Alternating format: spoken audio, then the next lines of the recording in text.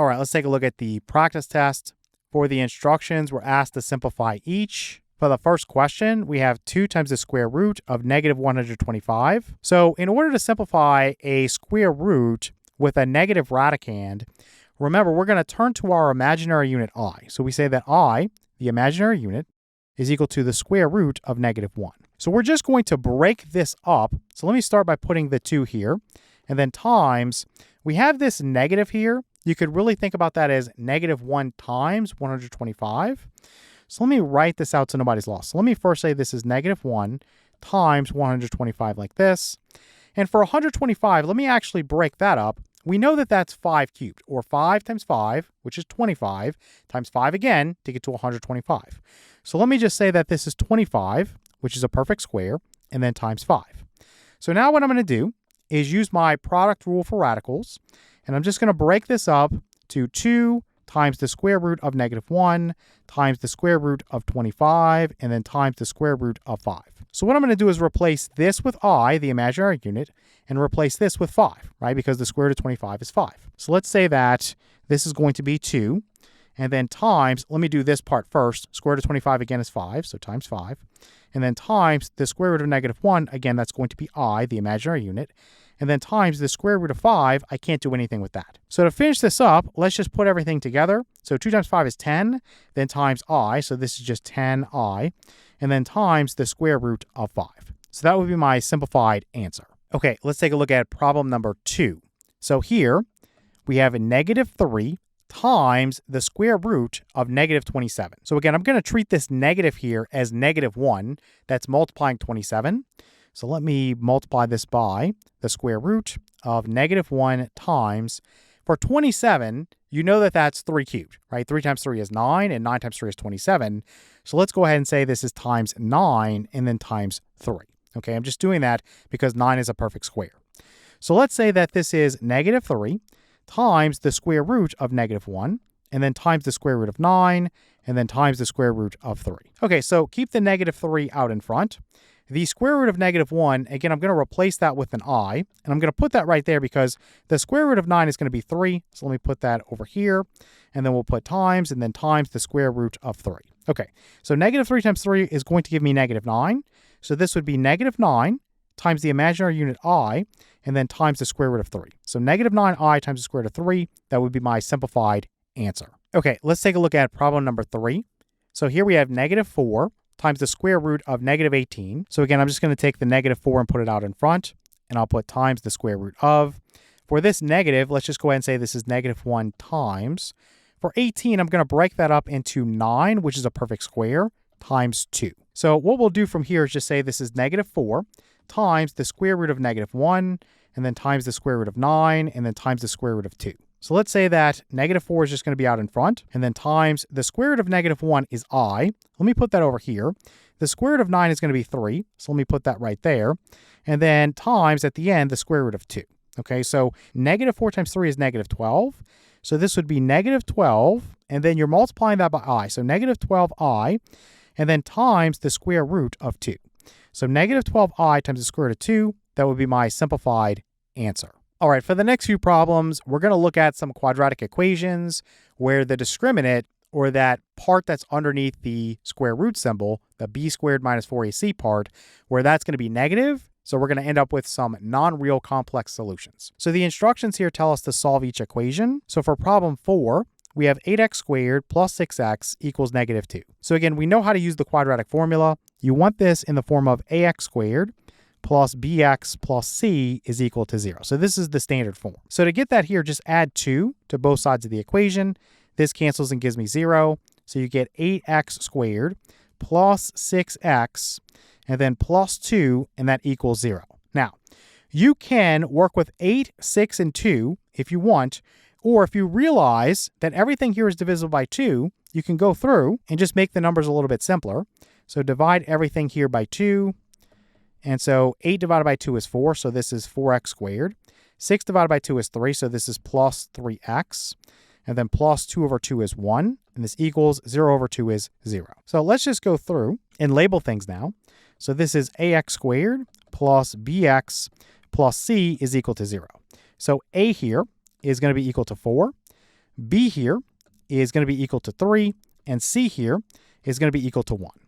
So all we need to do to solve for x is plug into that quadratic formula. So negative b plus or minus the square root of, you have b squared minus 4ac, and this is all over 2a. Now the problems that are going to give you these non-real complex solutions, it's going to happen when this part right here, the b squared minus 4ac is negative, right? So that means you're going to end up with a negative radicand here, and so you're going to involve the imaginary unit I in that particular case. So let's see what we have here. If I erase this b here and also here, and I plug in a 3 in each case, this would be a negative 3, and this would be 3 squared, and 3 squared is 9. Let's just go ahead and do that now. And then for a, I have a 4. So let me erase this, and actually I'm going to erase this too. So this is a 4, and then down here, this is a 4. Now this c that was here is a 1. Now you can put a 1 in there, but we're multiplying, so really you don't need it. You can just get rid of it at this point. Okay, let's come down here and see what our solution is. So we'll say that this is equal to negative 3, then plus or minus the square root of. So negative 4 times 4 would be negative 16. And so you have 9 minus 16, which is negative 7. And this is over 2 times 4, which is 8. Okay, so at this point, all I'm going to do is take this negative 7, that's my radicand, and I'm going to rewrite it as negative 1 times 7 like this. And then you could just pull the square root of negative 1 out as I. So let's just say that this is I times the square root of 7 like that. Okay, so if you want to break this up and give your answer in standard form, so that's the, again, a plus bi. So a is the real part and b is the imaginary part. You're going to break this up and you're going to say that this is negative 3 over 8. This is your a, or your real part. And then plus or minus, you're going to have this I times square root of 7 over 8. So sometimes you'll write it like this, and sometimes you'll write it like I just had it. It's really going to be personal preference. A lot of times if you put that I close enough there, it looks like it's going under the square root symbol. So for clarity, you'd want to put it out here or maybe right there. You just want to make it crystal clear that you don't have the I right there. Okay, so whatever you need to do for that. So you can put it here or here. So this right here would be your A, and this right here would be your B. So the A plus BI. So our solutions here, you have negative 3/8 plus square root of 7 over 8 times I, and then you have negative 3/8 minus square root of 7 over 8 times I. All right, let's take a look at problem 5. So here we have 6x squared minus 5x is equal to negative 2 minus x squared. So again, let's put this in the form of ax squared plus bx plus c is equal to 0. So what I'm going to do is add x squared to both sides of the equation.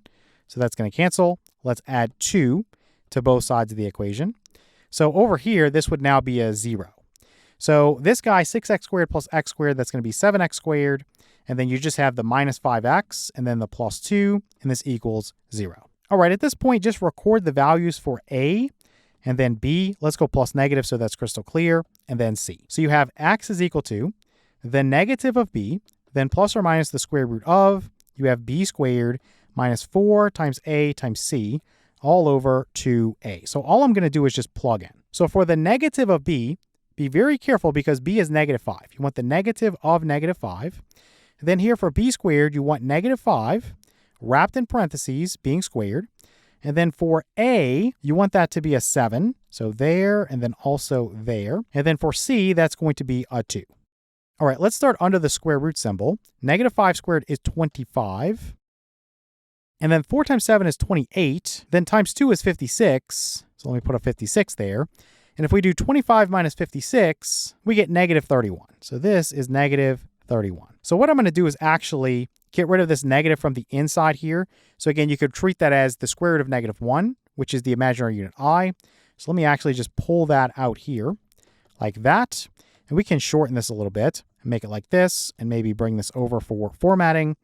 And then the negative of negative 5 is going to be 5. And then 2 times 7 is going to be 14. So pretty easy overall. Again, you want to write this as A plus BI. And so I'll just say that this is going to be equal to, we're going to go 5 over 14, then plus or minus, let me slide this down a little bit so it fits. Let me slide down here too. I'm going to say the square root of 31 over 14, and then times that imaginary unit I. So again, this is your A, or your real part, and this is your B, or your imaginary part. So 5 over 14 plus or minus the square root of 31 over 14 times that imaginary unit I. All right, let's take a look at problem 6. So we have 12x squared plus x is equal to 7x squared minus 8. So what I'm going to do again is put this in the form of ax squared plus bx plus c is equal to 0. So let's go ahead and subtract 7x squared away from each side of the equation. So this will go away. And I'll add 8 to each side of the equation. So that'll go away. So the right side will be 0. So 12x squared minus 7x squared would be 5x squared, and then plus x, and then plus 8, and this would be equal to 0. Okay, let's slide down here a little bit. And so this right here is going to be my a. This is an understood coefficient of 1, so that's my b. And this right here is my c. So we have x is equal to, you have the negative of b plus or minus the square root of b squared minus 4 times a times c all over 2a. So again, if a is 5, let me plug that in here. And we could just multiply. 2 times 5 is 10. And let me plug that in here. So this would be a 5. And then b is 1. So let me plug that in there. And then also there. And then c is going to be 8. So let's plug that in there. So looking at this guy, 1 squared is 1. So let me just get rid of that. 4 times 5 is 20. 20 times 8 is 160. So basically, you have 1 minus 160. So this is negative 159. So let's pull that negative out like this. And I'll say it's I times the square root of 159. Now for 159, I want to think about that for a second. I could break this up into 53 times 3, but that's not really going to go anywhere. So this is as simple as I can make that. So let me come down here and just say that this is equal to, you're going to have negative 1 over 10, and then plus or minus. Let's go ahead and say this is the square root of 159 over 10. And then out here, I'll put my imaginary unit I. So again, the a plus bi. So negative 1 over 10 plus or minus the square root of 159 over 10 times your imaginary unit I. All right, let's take a look at problem number 7. So here we have 3 times the square root of negative 12, and then times 2 times the square root of negative 15. Okay, so the first thing I'm going to do is actually simplify each part, and then I'm going to multiply. The problem is, since you have a negative radicand here and a negative radicand here, you can't immediately use the product rule for radicals. So in other words, if you have something like the square root of a times the square root of b, we know this is the square root of ab. But if a and b are both negative, this is not valid. Okay, so you have to simplify first. So let's get rid of this, and let's just go ahead and say that this is 3, then times the square root of negative 12. So let me say this is the square root of negative 1, and then times the square root of 4, and then times the square root of 3. I'm not going to do anything yet. I'm just going to leave this. We'll just come over here. So we have times 2 times, for the square root of negative 15, let's go times the square root of negative 1, and then times, I'm going to break 15 up into 5 times 3. So the square root of 5, and let me slide this down so it all fits, and I'll say times the square root of 3. And the only reason I broke that up is because you have square root of 3 here, so I have square root of 3 there. So that's why I did that. Okay, so looking at everything, let's just write out what we have. So we have 3 here, and then times square root of negative 1 is I, and then times square root of 4 is 2, and then times, you have square root of 3 here and square root of 3 here. So let's just go ahead and combine that now and say that's going to be 3.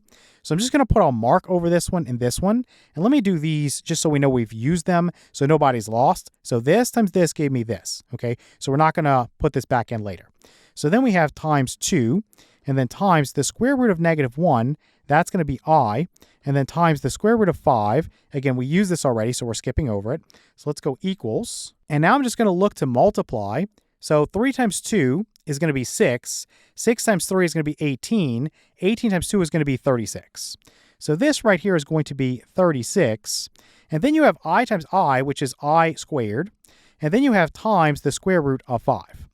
Now remember, the definition of I squared is negative 1.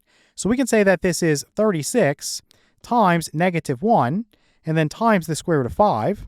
So our final answer here would be negative 36 times the square root of 5.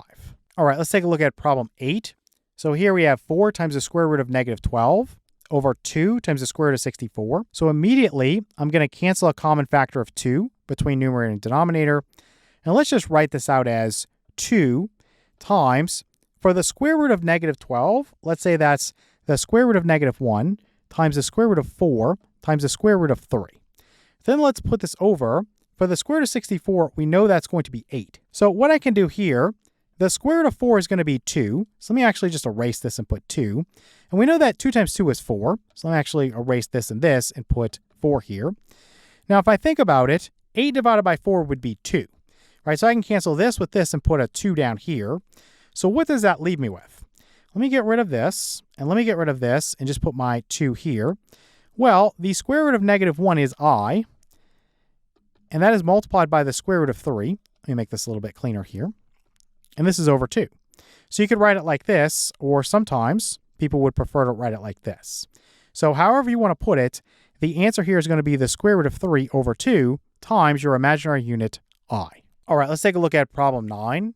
So here we have negative 10 plus 5i, then minus, we have this quantity negative 2 minus 10i. What I like to do if I have a subtraction problem like this, I like to go plus and then put a negative 1 out in front of the parentheses, and I'm just going to distribute that negative 1 to each term. So let's say this equals, for the first guy, you could just drop the parentheses, so negative 10 and then plus 5i. For the second guy, we're going to multiply this negative 1 by each guy. So I'm going to go plus, negative 1 times negative 2 is 2. And then negative 1 times negative 10i is plus 10i. So all you're going to do is reorder this to where negative 10 and 2 are next to each other. So let's say negative 10 plus 2.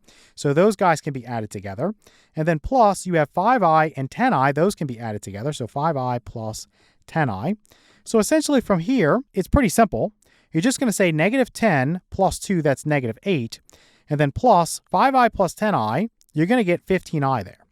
So this is your A plus BI. So that's the format that you're going for. So here we end up with negative 8 plus 15i. All right, let's take a look at problem 10. So here we have 1 minus 3i, then plus, we have this 8 minus 5i. So in this case, because I have addition, I can just drop the parentheses and reorder things.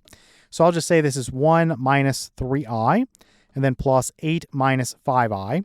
And again, I'm just going to put what I can combine next to each other just to make it easier.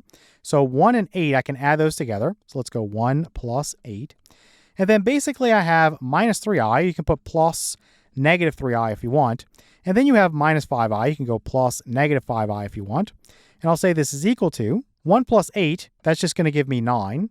And then plus negative 3i plus negative 5i, that's just going to give me negative 8i. So you can put plus negative 8i, or you can just put minus 8i, whatever you want to do. But my answer here is 9 minus 8i. Again, A plus BI format, so 9 minus 8i.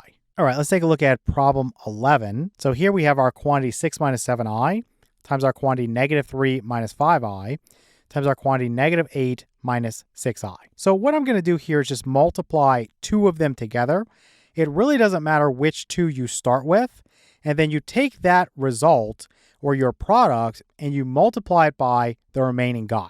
So I'm just going to go with the first two, take that product and multiply it by the last guy. So let's go ahead and say that we have 6 times negative 3, that's negative 18.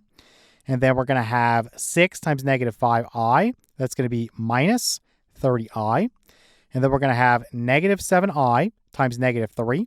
That's going to be plus 21i. And then we're going to have negative 7i times negative 5i. So that's going to be plus 35i squared. So I'm going to simplify this right now. So basically you think about negative 30i plus 21i. That's going to be negative 9i. So let me get rid of this and write this as minus 9i like that. If you think about 35i squared, remember I squared is negative 1. So this is times negative 1, and 35 times negative 1 is just negative 35. So if I think about negative 18 minus 35, that's going to give me negative 53. So let me write negative 53 out in front. So you have negative 53 minus 9i, and then times this remaining guy here, so negative 8 minus 6i. So let's multiply these two guys together now, and then we'll be done. So negative 53 times negative 8, that's going to be 424. And then negative 53 times negative 6i, that's going to be plus 318i. And then negative 9i times negative 8, that's going to be plus 72i. And then negative 9i times negative 6i, that's going to be plus 54i I squared. So this is going to give me, so again, I squared is negative 1. So let's write this as minus 54 here. So 424 minus 54, that's going to be 370. Then plus 318i plus 72i, that's going to be 390i. So this would be my a plus bi. So 370 plus 390i. All right, let's take a look at problem 12. So here we have 9 plus 5i over negative 11 minus 3i. So the idea here is you want to simplify this by multiplying the numerator and denominator by the complex conjugate of the denominator. So you're going to keep the negative 11 the same, so negative 11. Then you're going to change this sign. So if it's a minus, it becomes a plus. If this had been a plus, you're going to change it to a minus. And then this guy's going to be the same, so you're 3i here. And then negative 11 plus 3i. So remember, this is just a complex form of 1. And when you multiply by 1, things are unchanged. So for clarity, I'm just going to wrap everything, just so we know we're doing some multiplication here. So in the numerator, 9 times negative 11 is negative 99. Then 9 times 3i is going to be plus 27i. Then 5i times negative 11 is going to be minus 55i. Then 5i times 3i is going to be plus 15i squared. All right, so for I squared, let's just go ahead and say this is negative 1. So let's write this as minus 15. So negative 99 minus 15, that's going to be negative 114. So let's say this is negative 114. Then 27i minus 55i, that's going to give me negative 28i. So let's write minus 28i. Now down here in the denominator, you can use your formula. Remember, if you have a plus bi times a minus bi, what happens is you get a squared plus b squared. Okay, we're used to having a plus b, that quantity, times the quantity a minus b, and that gives you a squared minus b squared. But because the I is involved here, you end up with I squared, which is negative 1, so it changes this sign right here from a minus to a plus. So you have a squared plus b squared. So all we have to do is grab this first guy here, negative 11, and square that. That's 121. And then plus, you're going to grab this 3 here, and you're going to square that, so that's going to be 9. So 121 plus 9 is going to be 130. So that is my denominator. So what I would do is split this up. Again, you want a plus bi. So you're going to have negative 114 over 130. And then you're going to have minus 28 over 130, and then times I. Now, looking at this, we know we can simplify. 114 and 130, they're both even numbers. If I divide 114 by 2, I would get 57. If I divide 130 by 2, I would get 65. So the simplified version there would be negative 57 over 65. And then over here, let's look at 28 and 130. Again, both even numbers. So 28 divided by 2 is 14. And again, 130 divided by 2 is going to be 65. So this would be my final answer. Negative 57 over 65 minus 14 over 65 times I. All right, let's take a look at question 13. So here we have I to the power of 367. So the idea here is that you think about I to the first power is I. You have I squared, that's negative 1. Then you have I cubed. Remember, using the rules of exponents, you can say that's I squared times I. So I squared is negative 1. So basically it's negative 1 times I, or negative I. And then I to the fourth power is I squared times I squared. So negative 1 times negative 1, which is 1. So if you get something that's larger than 4, what you want to do is first think about, is it divisible by 4? In other words, is 367 divided by 4 going to give me a whole number result? The answer to that is no, so it's not divisible by 4. But you want to key that into your calculator anyway, and what you get is 91.75. So let me write this out. So 367 divided by 4 is equal to 91.75. Or if you go back to grammar school, you could really say that this is with a remainder of 3. And so that 3 divided by that 4 is what gives you the 0.75. So what does that tell me? It tells me that if I multiplied 91 by 4, I would have 364. And that would be the closest number going down from 367 that's going to be divisible by 4. So why is this important? Let me write this out, and this will make sense in a moment. So this right here would be I raised to the power of 364. So again, this is the next number going down from 367. That's divisible by 4. And then times, you'd have I cubed. So I haven't done anything illegal. If you multiply these guys together, you're right back to this guy, okay? Now, because this guy right here is divisible by 4, you can use a little trick with your power to power rule. We know that 364 divided by 4 is 91, so we can say that I to the 4th power raised to the power of 91 would be I to the power of 364. So then times I cubed. Now, I to the 4th power we can see is 1. Let me get rid of this. We don't need this anymore. So basically at this point, you can just say that this is 1 to the power of 91 and then times I cubed. And 1 to the power of 91 is just 1. So 1 times I cubed, which just equals I cubed. Now, at this point, you can just replace I cubed with this definition up here, which is just going to be negative I. And so you've simplified this guy. I to the power of 367 can be simplified and written as negative I. Okay, let's take a look at problem 14. So here we have I raised to the power of negative 153. So for this type of problem, there's a slow way and a fast way. So I guess we can go through both of them here. I'm just going to do the fast way first because this is preferable for me and probably anybody. So the first thing is, forget about the fact that this is a negative exponent for right now. Just pretend like you had 153. Just ask yourself the question, is this divisible by 4? Well, the answer to that is no, because if you try to divide it by 4 in your calculator, you get 38.25. So you need to go up and you need to find the next number that's going to be divisible by 4. So you could check 154, 155, you're going to have to get to 156. So when you get there, 156 divided by 4 is 39. Okay, so the reason I'm doing that is because what I can do here is say I to the power of 156 times I to the power of negative 153 is going to be equal to I cubed, which is equal to negative I. Now, why am I legally able to do this? What did I do? Remember, because this guy right here is divisible by 4, really I could say that I to the power of 156 is equal to I to the 4th power raised to the power of 39. So this is 1 raised to the power of 39, which is just 1. Now, if I multiply something by 1, I don't change its value. So this is perfectly legal. It's just like I multiplied by a complicated form of 1. So this is just one way you could do it. It's a quicker way than what I'm going to show you right now. So let me get rid of this, and I'll actually just keep this here for reference. Now, the other way you can do this, you can say that this is 1 over I raised to the power of 153. And now you can think about the next number going down. That's going to be divisible by 4. 152 divided by 4 is going to be 38. So let's go ahead and say this is equal to 1 over, I'm going to write this as I to the power of 4 and then raised to the power of 38. Now 4 times 38 is going to be 152. So then times, I just need I right there. Okay. So this right here, we know that this is going to be 1, right? I to the 4th power is 1. 1 to the power of 38 is going to be 1.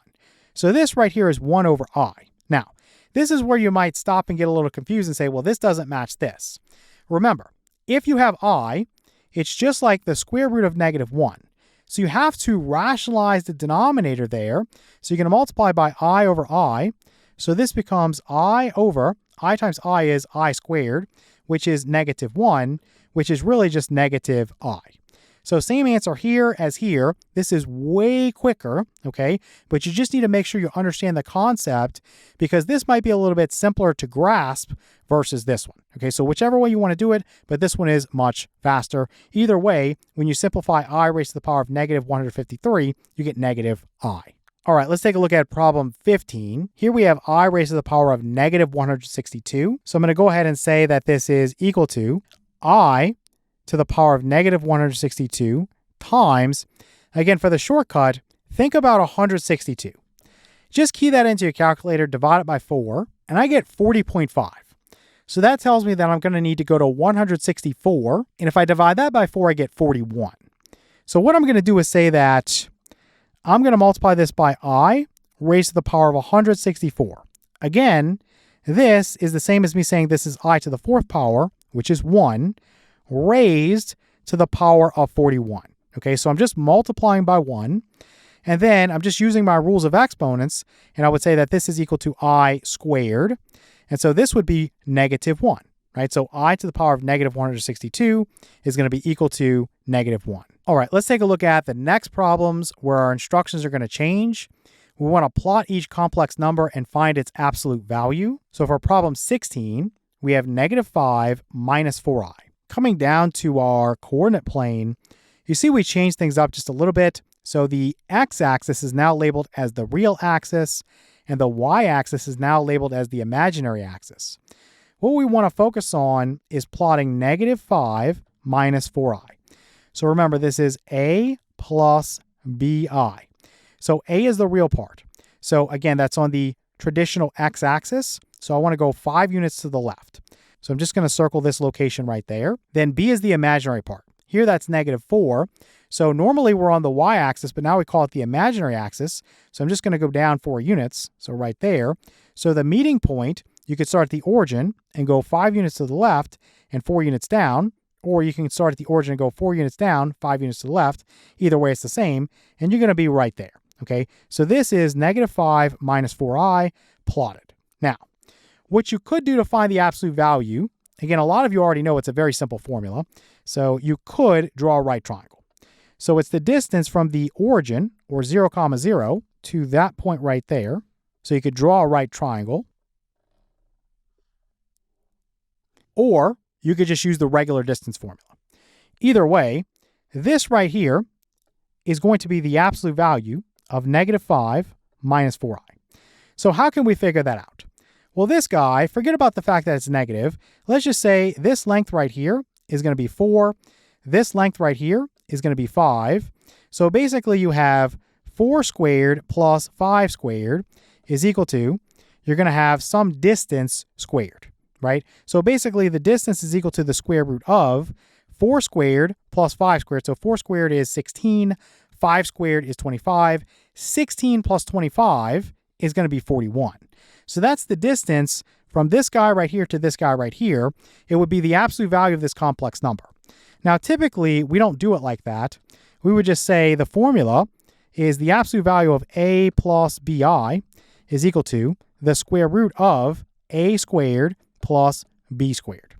So in this particular case, we have the absolute value of negative 5 minus 4i. This equals the square root of, you have negative 5 that we're going to square, and then plus we have negative 4 that we're going to square.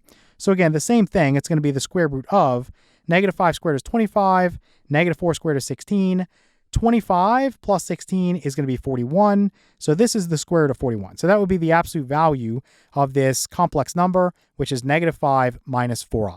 All right, let's take a look at problem 17. So here we have 8 plus 6i. So coming to the coordinate plane, again, if I have 8 plus 6i, I want to move 8 units to the right on the real axis, and I want to move 6 units up on the imaginary axis. So 8 units to the right and 6 units up, that's going to put me right there. So that's going to be my 8 plus 6i. Then again, for the absolute value, you could make a right triangle again, but it's not necessary. So 8 plus 6i, just use the formula. So this is the square root of. You're going to take that 8 and square it, so 8 squared, and then plus take the 6 and square that. So basically a squared plus b squared. So this equals the square root of 8 squared is 64, and then plus 6 squared is 36. So this is the square root of 64 plus 36. That's going to be 100, and the square root of 100 is 10. So let me get rid of this and just put this as 10 for my absolute value of 8 plus 6i. All right, let's take a look at problem 18. So here we're just given 8i. What I would actually do is write this as 0 plus 8i, like this. Let me copy this real quick. And let me come down in here and paste this in. So the 0, again, that tells me on the real axis, I'm not moving, right? So from the origin, I'm just right there. The 8, that's how far I'm going up on the imaginary axis. So that's going to put me right here for this 8i, okay? So if I want the absolute value of 8i, again, just use the formula. It's the square root of, a here is 0, so 0 squared is just 0, so you don't have to write that. Then plus 8 squared, right? So this is your b, 8. 8 squared would be 64. And so the square root of 64 would just be 8. And that should make sense if you look at this, because starting from right here, the origin, I would travel up 8 units to get to this 8i on my plane here. So the absolute value of 8i, or the distance from the origin to that point, is going to be 8. All right, let's take a look at the practice test. For the instructions, we're asked to find the sum of the two complex numbers graphically. All right, for problem 1, we have 7 plus 4i, then plus -5 plus 6i. So for the first problem, let's just take our time and do a little refresher. Before we go to the coordinate plane, let's just think about how to do this algebraically. So first and foremost, we know with a complex number, it's a plus bi, or you could say x plus yi. Okay, either one you want to use. I'm going to stick to a plus bi for right now. Later on, I'm going to change to the x plus yi. Let me write that over here as well. So a plus bi. So we know that a is the real part and b is the imaginary part. So for this first complex number, a is 7. That's your real part. And then b is 4. That's your imaginary part. Over here for the second complex number, a is -5. That's your real part. And b is 6. That's your imaginary part. If you want to add these guys together algebraically, you're going to combine what you can. So in other words, I know that I can add 7 and -5 together. Those are the real parts.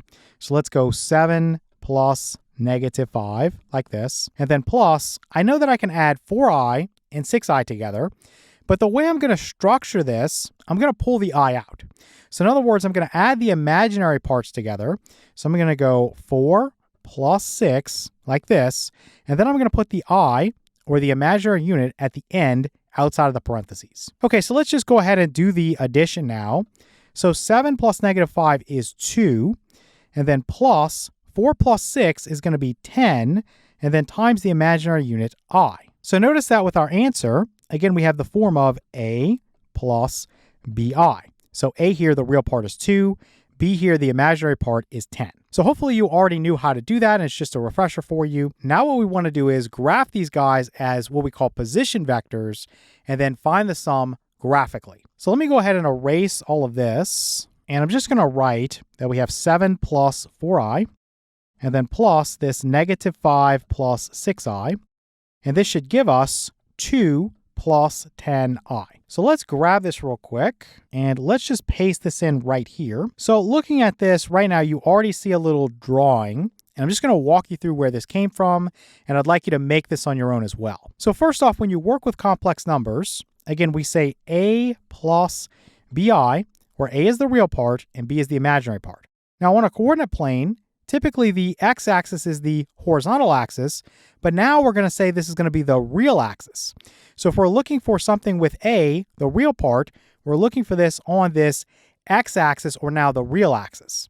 Now the y-axis, or the vertical axis, we're going to call that the imaginary axis now. So if we're looking for something with b, we're going to be looking along this axis here. So if I think about this first guy here, this 7 plus 4i, well, 7 is the real part and 4 is the imaginary part. So in other words, it's just like I said, I want to go to 7, 4 on the coordinate plane. I want to go 7 on the real axis, and I want to go 4 on the imaginary axis. So 7 units to the right and 4 units up, that puts me right there. So if I wanted to plot the point 7 plus 4i, that's where I'd be. Now the other guy, I have -5 plus 6i. So -5 is the real part, so I'm going 5 units to the left. And then 6 is the imaginary part, so I'm going 6 units up. So it's a little bit covered up. Here's 3, 4, 5. This would be 6 right here. So from the origin, I could go 5 units to the left and 6 units up. So right there. Or you could have also started here and went 6 units up and then 5 units to the left. Either way, you get to the same point. Okay. So now we have our points there. And basically, you're going to sketch these guys as what we call position vectors, where those points that we labeled are going to be the terminal points. When you have a position vector, remember the initial point is at the origin, or 0, 0. In this case, you could really say that the origin is 0 plus 0i if you wanted to. All right, so thinking about it, we have this vector and we have this vector. Now, what you do is you can take this guy right here and slide it down to create this side right here. So in other words, if I wanted this vector here to slide down, starting from this point right here is the initial, well, now I just use these coordinates here. I want to go 7 units to the right and 4 units up. So from right here, if I go 7 units to the right and 4 units up, I'm going to end up right there at my 2 plus 10i, or my sum. To create this side right here, all you're going to do is slide this guy down. right? So in other words, starting here, I want to go 5 units to the left and 6 units up, just using these coordinates here. So 5 units to the left and 6 units up. Again, I get to that point. So this just completes a parallelogram. So that's one way that you can do it to get this, what we call resultant vector, where the initial point is at the origin and the terminal point is going to be at that 2 plus 10i. So that's how you can show that graphically. Now, another way that you could have done this, again, with the triangle method, let's say you sketch this guy first. Well, instead of sketching this guy in standard position, you could have sketched this guy like that, okay? And then essentially your resultant vector, it's got the origin as its initial point, and it's got this terminal point here. So in other words, that's how you can complete this with the triangle method. You could have also done it a different way. You could have sketched this one first like this, and then sketch this one like this. And again, it's the same resultant vector either way. All right, let's take a look at problem number 2. So here we have -7 minus 7i, then plus 6 minus 4i. So again, before we go to the coordinate plane, let's just add this algebraically. So we know we would add the real parts together. So -7 plus 6. Let me write that out. So -7 plus 6. And then basically you're going to add this -7 plus this -4. So let me wrap that. So -7 plus -4. And then times that imaginary unit I. So I'm just pulling it outside of some parentheses here. Let me go ahead and say this equals -7 plus 6 is going to be -1. And then plus, you have -7 plus -4, that's -11. Let me just write -11. And then times the imaginary unit I. So this is what we're looking for. Let me get rid of this. Let me actually just rewrite this so we can copy it. So -7 minus 7i. And then plus, we have 6 minus 4i. This would be equal to this -1 minus 11i. So let me paste this in here. So again, all we're using here is what we call the parallelogram method. And so starting at the origin, or 0, 0, I would sketch a position vector. Let's just start with this one. Again, it's -7 minus 7i. So I'm going 7 units to the left on the real axis. So that's right there. And then 7 units down on the imaginary axis. So that's going to put me right there. Okay, let me show that right here. And it's a little bit hard to see, so maybe I can do this in a different color. In other words, from the origin, you can either go 7 units down and 7 units to the left, or you can go 7 units to the left and 7 units down. Either way, you get to that point right there. Okay, now that we have that guy, again, you can sketch that little vector right there. And then for this guy, we have 6 minus 4i, so that's going to be your terminal point there. So again, from the origin, you're going 6 units to the right and 4 units down to get to that point right there. Just like we saw last time, we're going to take this guy and slide it down, okay? So from this point right here, if I'm thinking about it, I'm moving 7 units to the left and 7 units down. So if I do that, I'm going to end up right there as the terminal point, okay, when I sketch this side right here. And then additionally, if I want to do this, well, starting here and going there, well, all I'm doing is I'm copying this right here. So from this point right here, I'm going 6 units to the right and 4 units down. So from here, 6 units to the right and 4 units down puts me right there. This guy right here is going to be my resultant vector. Okay, so that's how we would draw that. Now again, if you don't like the parallelogram method, a lot of people don't, you can just use the triangle method. So you sketch one of these. Let's just say you sketch this one, and then you take this guy and you sketch it like this. So that gives you the terminal point for the resultant vector. And this right here would be the resultant vector, how you could form that. Again, you could have also done it the other way. So you could sketch this one first like this, and then sketch this one like this. And then there's your resultant vector like that. So however you want to show this, a lot of teachers will ask you to show this graphically. All right, for the next few problems, the instructions tell us to convert each from polar form to rectangular form. So for problem 3, we have 5 times. So our quantity here is the cosine of pi over 4 plus you have I, that's the imaginary unit, times the sine of pi over 4. So to solve this problem, just first think about what is the cosine of pi over 4, or 45 degrees. Let me write the cosine of pi over 4. This is square root of 2 over 2. And then the sine of pi over 4 is also square root of 2 over 2. So I'm just going to replace the cosine of pi over 4 and the sine of pi over 4 with square root of 2 over 2. So let's say this is 5 times the quantity. You have square root of 2 over 2, then plus square root of 2 over 2 times I. Now, sometimes we'll put the I right here, but again, a lot of this is just going to be personal preference. I like to stick it out here. Okay, so now what I'm going to do is just multiply this 5 by each guy here, right? So in other words, you're just going to distribute it. So this would be 5 times square root of 2 over 2, and then plus 5 times square root of 2 over 2 times your imaginary unit I. And again, some people will like to write it like this, just in case you see it. So you might see 5I times square root of 2 over 2, but I'm just going to keep it like this. So this right here would be my rectangular form. All right, let's take a look at problem 4. So here we have 3 times the quantity cosine of 7 pi over 6 plus I times the sine of 7 pi over 6. Okay, so thinking about this again, what is the cosine of 7 pi over 6? And then what is the sine of 7 pi over 6? So you can use your calculator if you want, but I think at this point in the course we should know what 7 pi over 6 is. If not, you can always convert it. So remember, you can multiply by 180 degrees over pi radians. So this will cancel. Then 180 divided by 6 would be 30. So 7 times 30 is going to be 210. So this would be 210 degrees. So remember, with 210 degrees, you have a reference angle of 30 degrees. And you're going to be in quadrant 3. So this is equal to, in quadrant 3, cosine is negative. So this is the negative of the cosine of 30 degrees. So this is negative square root of 3 over 2. And this right here would be, since I'm in quadrant 3, I'm also negative. And then it's the sine of 30 degrees, which is a half. Okay, so thinking about this, we come down here and we say that this would be 3 times, I'm going to replace this with negative square root of 3 over 2. And then plus, I'm going to put negative 1/2 here times my imaginary unit I. So let's say equals, just distribute the 3 to each guy. So we'll say this is the negative of 3 times square root of 3 over 2. And then basically you can just put minus, the 3 is going to be distributed. So 3 times 1/2, which would be 3 over 2, and then times I. So this guy in the end would be negative 3 times square root of 3 over 2 minus 3/2 I as your standard form, or again, some people call this the rectangular form. All right, for the next few problems, our instructions are going to change. Now we want to convert each from rectangular form, again, that's also called standard form, to the polar form. Now for problem 5, we're given the complex number negative square root of 6 plus I times square root of 6. Now this is something where if you're struggling, just make a sketch. So in other words, you would want to sketch this complex number as a position vector. So the terminal point would be at negative square root of 6, comma, square root of 6. So this is your real part, and this is your imaginary part, okay? So we can write this as a plus bi, or in this case, you see the I is switched around, so a plus ib.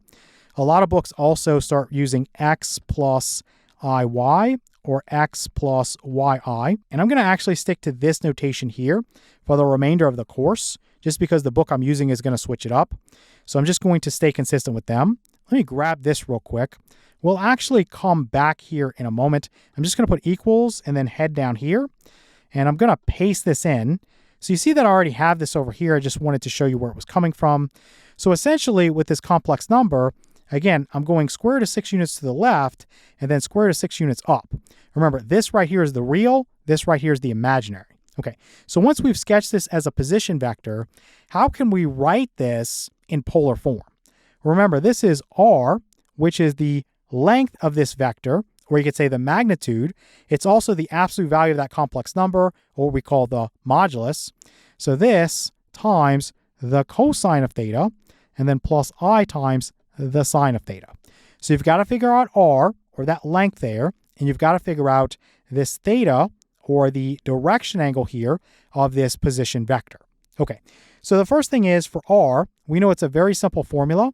So r is equal to what? It's going to be, again, the principal square root of negative square root of 6 squared. This is your real part. And then plus your square root of 6. So your square root of 6 squared, that's your imaginary part. So the real part squared plus the imaginary part squared, that's underneath your square root symbol. That's how you get your r. Again, you can always make a little right triangle and think about this. Let's just say generically that this is going to be x and this is going to be y. Well, again, this is x squared plus y squared equals r squared. Let's just go ahead and see what this is. So r is equal to the square root of the negative of the square root of 6 squared would be 6. And then plus square root of 6 squared would be 6. 6 plus 6 is 12. And 12 is 4 times 3. Okay, so 4 is a perfect square. 4 is 2 times 2. So we can say that basically this is 2 times square root of 3. So that's going to be my r value. Okay, let me get rid of this, and let me write 2 times square root of 3 here. And actually, I'm just going to temporarily get rid of this and erase this also. Come up here and put 2 times square root of 3, and actually maybe drag this down here and put these parentheses here. So we'll put cosine of blank, theta goes there, plus I times sine of blank. Okay, so we need to figure out what is theta. Now, this is the part that's a little bit tricky and where a lot of students get lost. So basically, your book is going to tell you that the tangent of theta is equal to y, which is your imaginary part, over x, which is the real part. So in this case, y is square root of 6. So this is square root of 6. And x is the negative of the square root of 6. So obviously, we can cancel a common factor of the square root of 6, and this gives me negative 1. So the tangent of theta is equal to negative 1. Now, the problem with this is, if I use my inverse tangent function, and I plug in a negative 1 there, I am going to get negative 45 degrees, or negative pi over 4 radians. So what it's giving me is this guy right here, and that's rotating clockwise. So this is negative 45 degrees. So you can sketch this out and just think about this mentally. What would I need to do to get from right here to right here? Well, I could just add 180 degrees or a straight angle. So I could say that theta is equal to this negative 45 degrees plus a correction of 180 degrees, which would give me the correct value of theta of 135 degrees. Now, that's one way to do it. Another way to do it, which a lot of students find more comfortable, I'm just going to get rid of all this. We know at this point that theta is 135 degrees. You could just plug into your calculator the inverse tangent of 1. Forget about the fact that it's negative 1, just go with the positive, and that is going to give you 45 degrees. So this right here would be the reference angle for your angle in quadrant 2. So you go into quadrant 2 and say, okay, what angle is going to have a reference angle of 45 degrees? Well, it's going to be a 135 degree angle because you do 180 degrees minus 45 degrees to get to 135 degrees. So that's another way that you could have done it. So either way, we come back up here. This would be 135 degrees, and this would be 135 degrees. So in polar form, this is 2 times square root of 3 times the quantity. You can have cosine of 135 degrees plus I times the sine of 135 degrees. Again, you can write this as 2 times square root of 3 times the CIS, and then 135 degrees. This is the shorthand. So the C for cosine, the I for the imaginary unit I, and the S for sine. Okay, so that's 2 times square root of 3. You could say CIS 135 degrees. Okay, let's take a look at problem 6, and here we'll go a lot faster. So 2 plus 2i times square root of 3. We want to write this in polar form. So this is some r value times the quantity cosine of theta plus I times the sine of theta. So I just write my formula out first, and then I think about, okay, well, what's the r value? So r is equal to the principal square root of the real part squared. So 2 squared is 4, then plus the imaginary part squared. Here it's tricky. You have this 2i times square root of 3. Take everything away that's not the I, okay? So you want 2 times square root of 3, and you're going to square that. 2 squared is 4. Square root of 3 squared is 3. So 4 times 3 would be 12. So this right here would be 12. 4 plus 12 is going to be 16. And so the square root of 16 we know is going to be 4. So we can just put this in here as a 4. If we want to get our theta here, which is the argument, or again, as a position vector, you could say it's the direction angle. Let's go ahead and sketch this guy. So 2 plus 2i times square root of 3. Your terminal point would be 2 units to the right on the real axis, and then 2 times square root of 3 units up on the imaginary axis. So right there, there's your complex number sketched as a position vector. And we know that we're in quadrant 1 here. Okay, that's our theta. And so this is very easy. We can just use our inverse tangent function, and there won't be any problems. We'll say that theta is equal to this. And so we're going to do imaginary over real. Okay, so y over x or b over a or whatever notation you're using, just remember imaginary over real. So 2 times square root of 3 over 2. The 2's are going to cancel, and so this just becomes square root of 3. So this is square root of 3. Close that down. You can key that into your calculator, but I think most of you know this is going to be 60 degrees. So let's say this is 60 degrees, and you can put that in there. This equals 60 degrees, and we'll just come back up, and I'll just erase this and just put 60 degrees, and put 60 degrees. Let me make that 0 a little bit better there. And you could also write 4 CIS 60 degrees like that. Again, that's coming from this right here, and this right here, just an abbreviation. So 4, you could say CIS 60 degrees. All right, let's take a look at problem 7.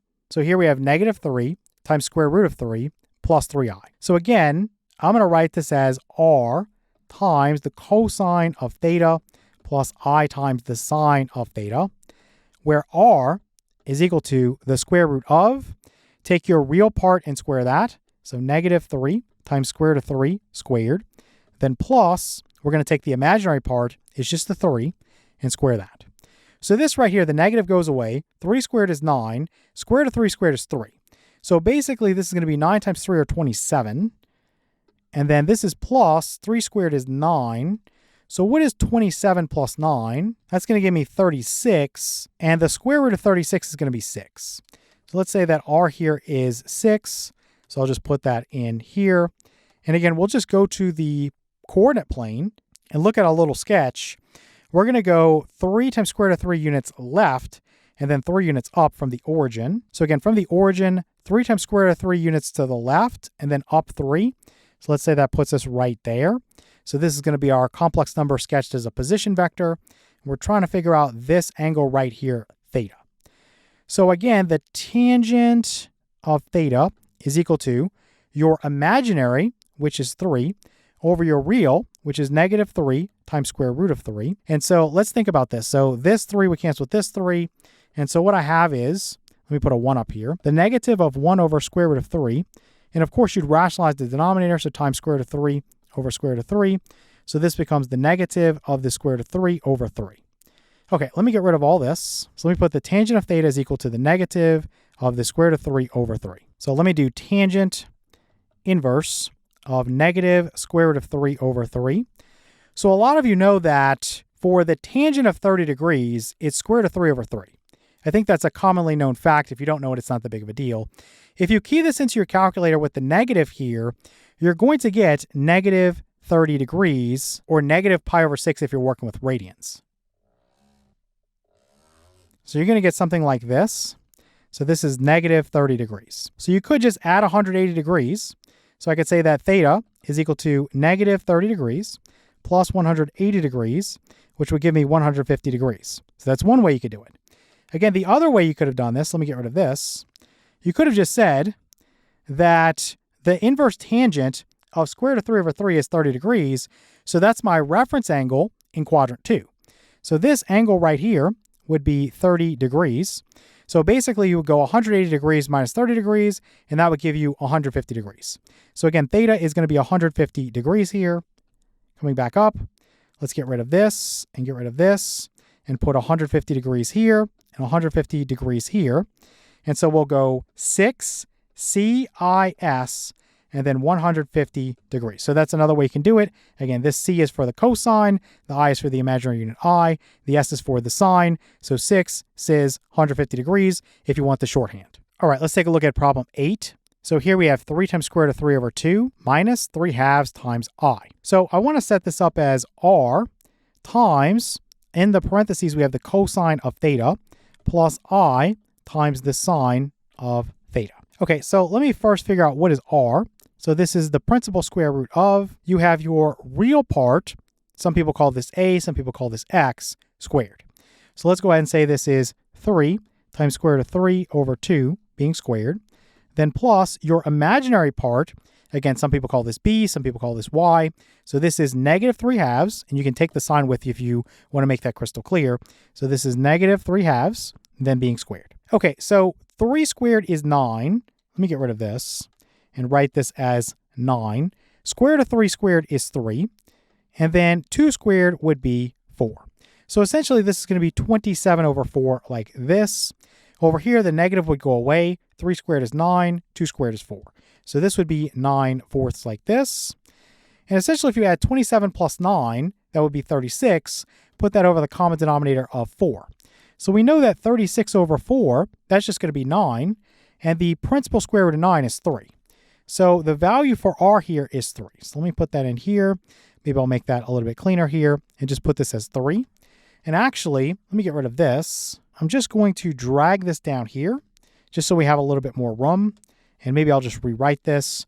So this is the cosine of theta. I'll just put blank plus I times the sine of theta. I'll just put blank and then close that down. So if you make a sketch of this guy, you can see you're going to be in quadrant 4. From the origin, you're going to the right by 3 times square root of 3 over 2. And then you're going down by 3 over 2 or 3 halves. So that gives you a terminal point for that position vector that represents your complex number of 3 times square root of 3 over 2 and then comma negative 3 halves. So that's where you're going to be there. If we want to figure out this guy right here, that's going to be my theta now. How do we do this? Well, again, the tangent of theta is going to be equal to, you can go y over x or you can go b over a, however you want to think about it, but it's basically just the imaginary, so negative 3 halves, over the real, which is 3 times square root of 3 over 2. And so this guy right here is going to be equal to negative 3 halves times, I'm going to take the reciprocal of this, so 2 over 3 times square root of 3. So this is going to cancel with this is going to cancel with this. So basically, this is negative 1, let me put a 1 up there, over the square root of 3, which we know if we multiply by the square root of 3 over the square root of 3, this becomes the negative of the square root of 3 over 3. So we saw this earlier in the practice set. We know that if we do the inverse tangent of this guy, we're going to get negative 30 degrees. Let me clean this up. So if I go inverse tangent of this negative square root of 3 over 3, I'm going to get negative 30 degrees or negative pi over 6 if you're working with radians. So that would actually give me this guy right here, rotating clockwise, so that's negative 30 degrees. So basically I have the same terminal side, but what I would want to do is add 360 degrees and just get the coterminal angle. So negative 30 degrees plus 360 degrees would give me 330 degrees. So that would be my correct angle for theta here. So this, swinging around, would be 330 degrees. Again, the other way you could have done that, you could have just plugged in square root of 3 over 3 into the inverse tangent function. You would have gotten 30 degrees. And so now you could say, well, I'm going into quadrant 4. I want a 30-degree reference angle. So 360 degrees minus 30 degrees is 330 degrees. So that's another way you could have done that. So coming back up, let's just put 330 degrees in there and 330 degrees in there. And again, we can go 3 CIS or CIS, if you want to say it that way, 330 degrees for the abbreviation. All right, let's take a look at problem 9. So here we have negative square root of 21 over 2, then plus 3 times square root of 7 over 2 times I. Okay, so let's go ahead and say this is equal to, we'll go R times, again, inside of parentheses, the cosine of theta plus I times the sine of theta. Okay, so for R, again, all it is the square root of the real part squared. So let's go negative square root of 21 over 2 being squared. Then plus, you're going to take your imaginary part, so 3 times square root of 7 over 2, and that would be squared. So for this guy right here, the negative would go away. Square root of 21 squared is 21. 2 squared is 4. So this becomes 21 over 4. Then for this guy, 3 squared is 9. The square root of 7 squared is 7. So you would have 9 times 7, which is 63. And then this would be over 2 squared is 4. So if I had 21 plus 63, that's going to give me 84. So this would be 84 over 4. And that's going to give me 21. Now 21 is 7 times 3. So I really can't do anything with this. I would just go up here and say that my R value is going to be the square root of 21. All right, for theta, again, we can always make a sketch. So from the origin, we're going square root of 21 over 2 units left, and then 3 times square root of 7 over 2 up. So my terminal point for this position vector that represents this complex number is going to be right there. So this is the angle that I'm looking for. So that's my theta. So again, we can say that the tangent of theta is equal to imaginary over real. So we'll say 3 times square root of 7 over 2, then over, I'm going to go negative square root of 21 over 2. Let's multiply by the reciprocal. So let's bring this up here and say this is negative 2 over the square root of 21. I'll just get rid of this. And so this is going to cancel. And then I can break this up actually into the square root of 3 times the square root of 7. And so I can cancel this square root of 7 with this square root of 7. So what does that give me? It gives me negative 3 over the square root of 3. if I rationalize the denominator, so times the square root of 3 over the square root of 3, this gives me the negative of 3 times the square root of 3 over 3.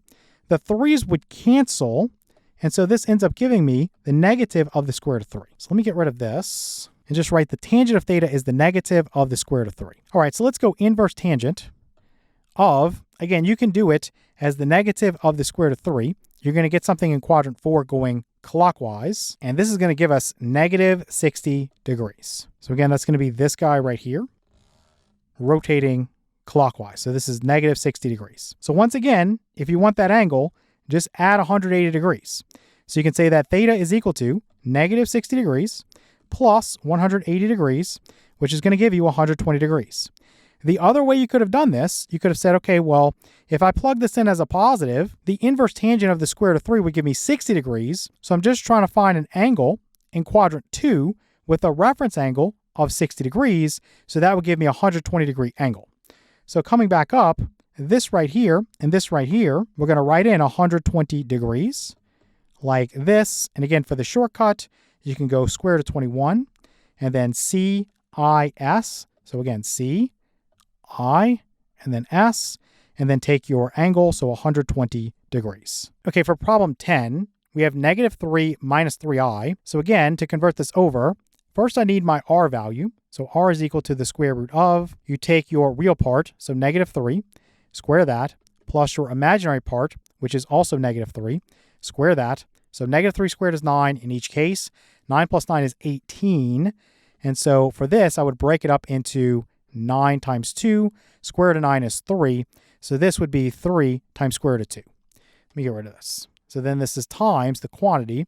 Let me actually move this down so we have room.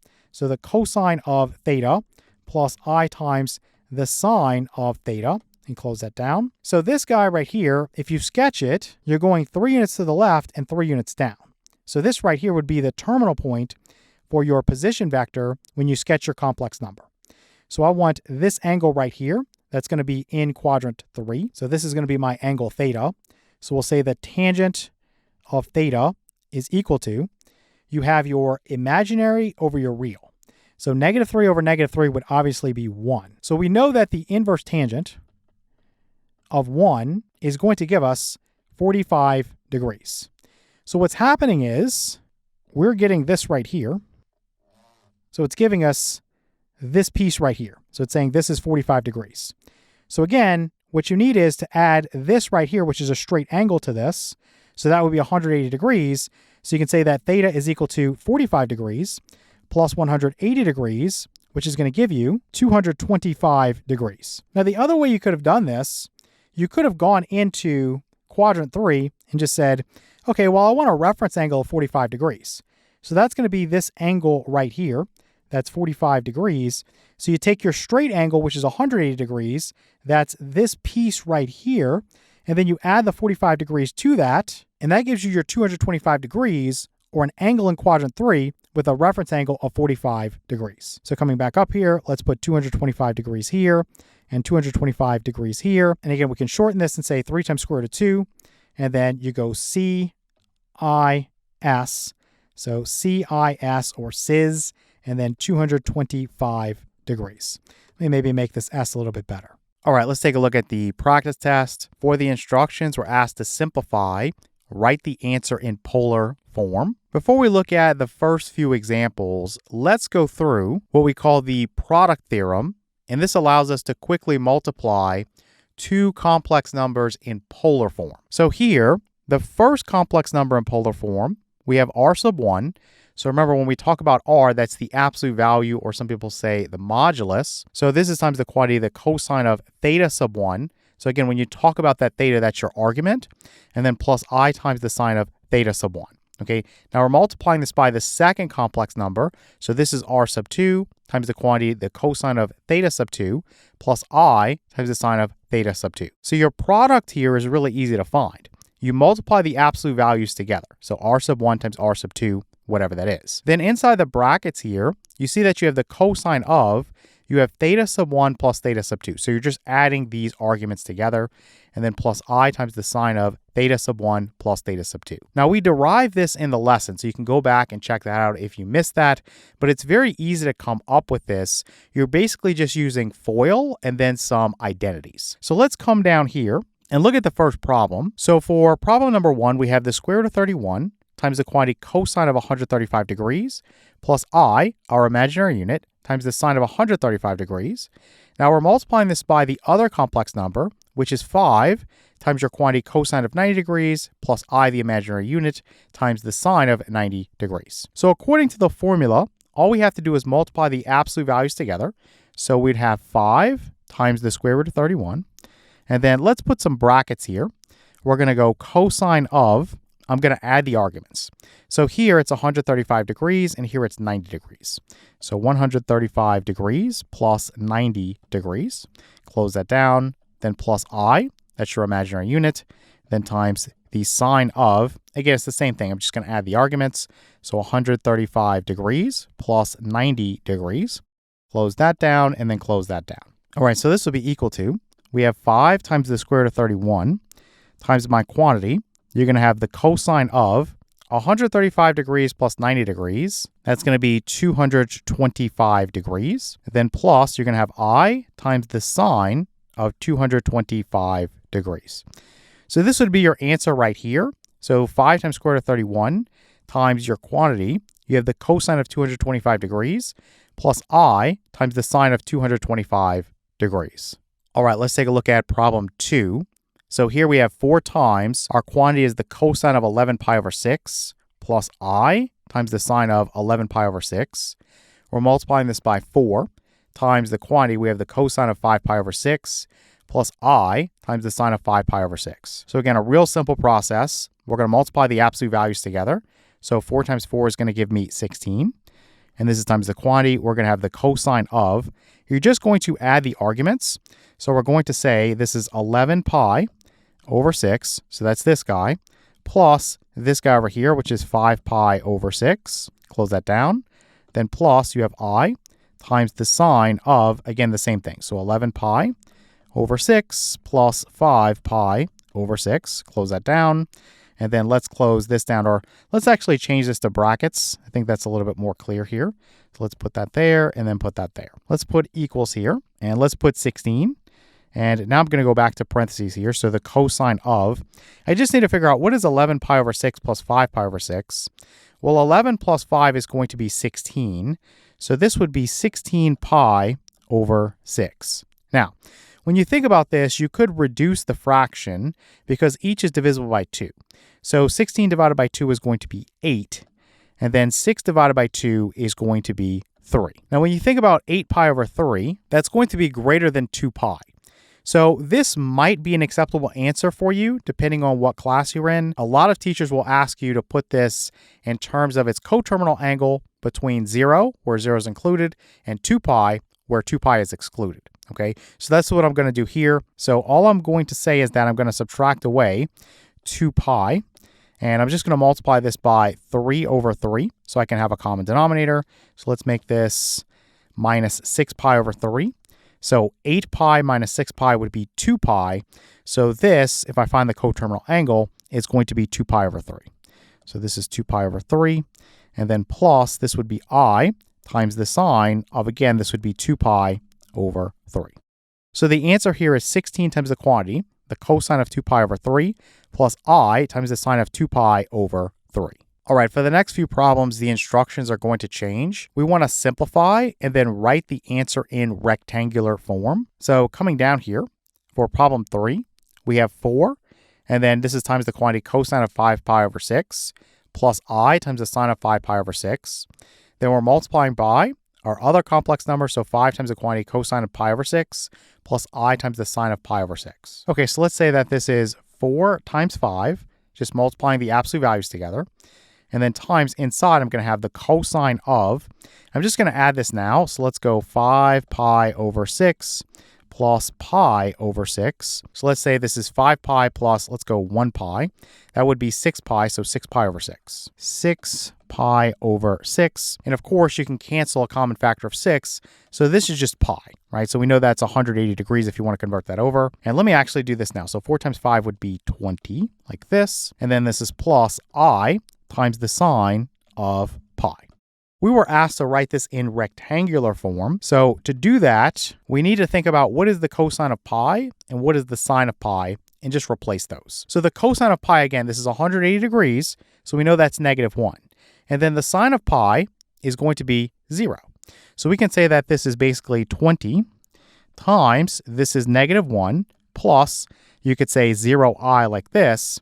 So we know 0 times anything is 0. So basically, you're just going to end up with -20, right? Because 20 times -1 would be -20.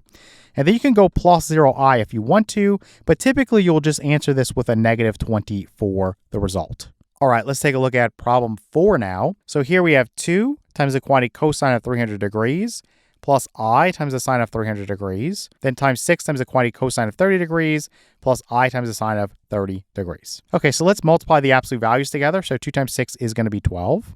And then inside of the parentheses, let's say this is the cosine of, we're going to add the arguments. So 300 degrees plus 30 degrees would be 330 degrees. Then plus I times the sine of 330 degrees. Now we're asked to write this in rectangular form. So again, I just need to figure out what is the cosine of 330 degrees, and then what is the sine of 330 degrees. I'm going to replace those and then just distribute the 12. So if I think about 330 degrees, it's in quadrant 4, and it has a 30-degree reference angle. So for the cosine of 330 degrees, I know this is going to be positive, and it's basically just the same as the cosine of 30 degrees. So this is the square root of 3 over 2. Then for the sine of 330 degrees, I'm in quadrant 4, so it's negative. So this is the negative of the sine of 30 degrees. So this is -1/2. Okay, so all I'm going to do is just replace, and I think you can remember this. Let me get rid of this real quick. I'm going to say this is 12 times the quantity. Again, for the cosine of 330 degrees, that's square root of 3 over 2. And then plus, for the sine of 330 degrees, let me put -1/2. So let me actually erase the plus and put -1/2. And then times my imaginary unit I. And now I'm just going to distribute the 12 to each guy here. So this is going to go like this. So you have 12 multiplied by the square root of 3 over 2, and then minus 12 times 1/2 times I. Let me make this 2 a little bit better here. Okay, so this 12 would cancel with this 2 and give me a 6. So this is going to give me 6 times the square root of 3. And then this 12 would cancel with this 2 and give me a 6. So this is minus 6i. So this is your rectangular form, or what some people call the standard form, the a plus bi. So 6 times square root of 3 minus 6i. All right, for the next few problems, we're going to change our instructions back to where we want to simplify and write the answer in polar form. So for problem 5, we have the quantity 3 times square root of 2 over 2 minus 3 times square root of 2 over 2 times I. This is multiplied by another quantity here, the negative of 5 times square root of 3 over 2 minus 5/2 times I, the imaginary unit. So the idea here is that you could just FOIL this and then write it in polar form when you're done. But the quick way to do this is to first put each number in polar form, then use the product theorem, and your answer would be in polar form. So let's go ahead and do that. So this guy right here in polar form is what? Again, you think about the polar form as R, which is the absolute value of that complex number, or again, some people call this the modulus. So times the quantity, you have the cosine of theta plus I times the sine of theta. Remember, this theta here is coming from that inverse tangent, but you also have to think about where you are, okay? So first off, let's get the R value. So that's really easy. It's the principal square root of, you take the real part, so this is going to be 3 times square root of 2 over 2, and you square that, and you add that to, you take the imaginary part, so the negative of 3 times square root of 2 over 2, and you square that. Let me come down here. We'll come back up in a moment. So for this guy, if I square 3, I get 9. If I square the square root of 2, I get 2. And if I square 2, I get 4. So what I would do is cancel a common factor of 2. So let's put this as 9/2. So let me get rid of this, and also this would be the same thing. You would have 9/2 plus 9/2, or you could say 2 times 9/2. So the 2's are going to cancel there, and so you have the square root of 9, which is going to be 3. So I know for the first guy here, the r value is going to be 3. Let me actually grab this, and I'm just going to come to this page right here. So remember that the tangent of theta is equal to, you can say b over a, you can say y over x, depending on the notation you're using. But typically, I remember this as imaginary over real, okay? So you're going to say the imaginary part is negative 3 times square root of 2 over 2. And then over real, what I'm going to do here is multiply by the reciprocal of this. So 2 over 3 times square root of 2. So let's go ahead and cancel this with this, and then this with this. So really, I'm just left with negative 1. So the tangent of theta is equal to negative 1. Now let's think about this for a moment. We know if we plug this into our calculator and do the inverse tangent of this negative 1, we're going to get negative 45 degrees. So this is something rotating clockwise in quadrant 4. This is positive and this is negative. So from the origin, I'm going to the right and then I'm going down. So that's going to put me in quadrant 4, but what I would want is the coterminal angle here. So in other words, I would want to say I have negative 45 degrees plus 360 degrees, and that's going to give me 315 degrees. So let's go ahead and say that theta there is 315 degrees. So let's erase this one and this one. Let's put 315 degrees here and 315 degrees here. Okay, let me get rid of that and make that a little bit better. And maybe the 5 could be better as well. Okay, this will be multiplied by, let's do this one now. So again, for the r value, it's the principal square root of, you're going to take the real part. So we have this negative 5 times square root of 3 over 2. You're going to square that. Then plus, you're going to take this imaginary part, so negative 5 halves, and you're going to square that. So this guy right here, the negative goes away. 5 squared is 25. Square root of 3 squared is 3. And then 2 squared is going to be 4. So this ends up being 75 over 4. So let me just write that in there. This is 75 over 4. Then for this one, we're going to get rid of the negative. 5 squared is 25, 2 squared is 4. So this is 25 over 4. I think we can all see that this is going to end up being 75 plus 25, which is 100, over the common denominator of 4. So this is 100 over 4, and 100 divided by 4 is 25, and of course the square root of 25 is 5. So the r value for the second guy is 5. So let's come down here and put that this is 5, and then I'll put cosine of blank plus I times the sine of blank. Okay, let's go back up, and let's again think about our theta by saying that the tangent of theta is equal to, again, b over a, y over x, or you can go imaginary over real. So you're going to have a negative 5 halves, that's your imaginary, times the reciprocal of, for the real, it's negative 2 over 5 times square root of 3. So for this guy right here, I'm just going to cancel the common factor of 2, cancel the negatives, and cancel the common factor of 5. So what you end up with is 1 over the square root of 3. So 1 over the square root of 3. So I multiply by the square root of 3 over the square root of 3, and this gives me the square root of 3 over 3. So again, you could punch that into your calculator. Let me put this right here as the inverse tangent of the square root of 3 over 3. I think we all know that's going to give us 30 degrees. So is this the correct angle? No, because I'm going to be in quadrant 3. Remember that tangent is going to be positive in quadrant 1 and also in quadrant 3, right? For this guy, from the origin, I'm going to the left and then I'm going down. So to correct for this, I can go into quadrant 3 and say, what's an angle with a reference angle of 30 degrees? Well, you would say 180 degrees plus 30 degrees, that's 210 degrees. So we can say that theta is equal to 210 degrees. Again, you could also do this by just saying, well, I need to add 180 degrees to make a correction there, just thinking about it graphically. And so either way, you would get 210 degrees for theta. So let's go down there and say that this is 210 degrees and this is 210 degrees. Okay, now we're ready to multiply. So we would just say that 3 times 5 would be 15, and then times the cosine of 315 degrees plus 210 degrees. That's going to be 525 degrees. Again, if you want to find the coterminal angle, just subtract 360 degrees away. So that would give me 165 degrees. Let's put that in there. Then plus I times the sine of 165 degrees. Now, I think the answer is given in radians on the practice test. So just in case you're a little bit lost on that, let me just do that conversion real quick. So for 165 degrees, if you want it in terms of radians, you're going to multiply by pi over 180 degrees. So we know that the degrees are going to cancel away. Let's think about breaking 165 up and 180 up. So this right here would be 3 times 11 and then times 5. For 180, it's going to be 5 times 9, which is 3 squared, times 4, which is 2 squared. So let's think about what we can cancel. Common factor of 5, and then a common factor of 3. So this would give me 11 over 3 times 4, or 12. So this is 11 pi over 12. So let's put this as 15 times the quantity cosine of 11 pi over 12, then plus I times the sine of 11 pi over 12. So this would be your answer if you want to use radians like we did in the practice test, and then this is your answer if you want to use degrees. All right, now let's look at the quotient theorem.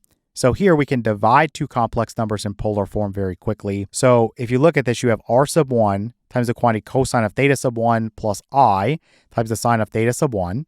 Then this will be divided by r sub 2 times the quantity cosine of theta sub 2 plus I times the sine of theta sub 2. So what you get here, you're going to get r sub 1 over r sub 2. So you're dividing the absolute values, and then times inside the brackets here, you'll notice that you're just subtracting the arguments.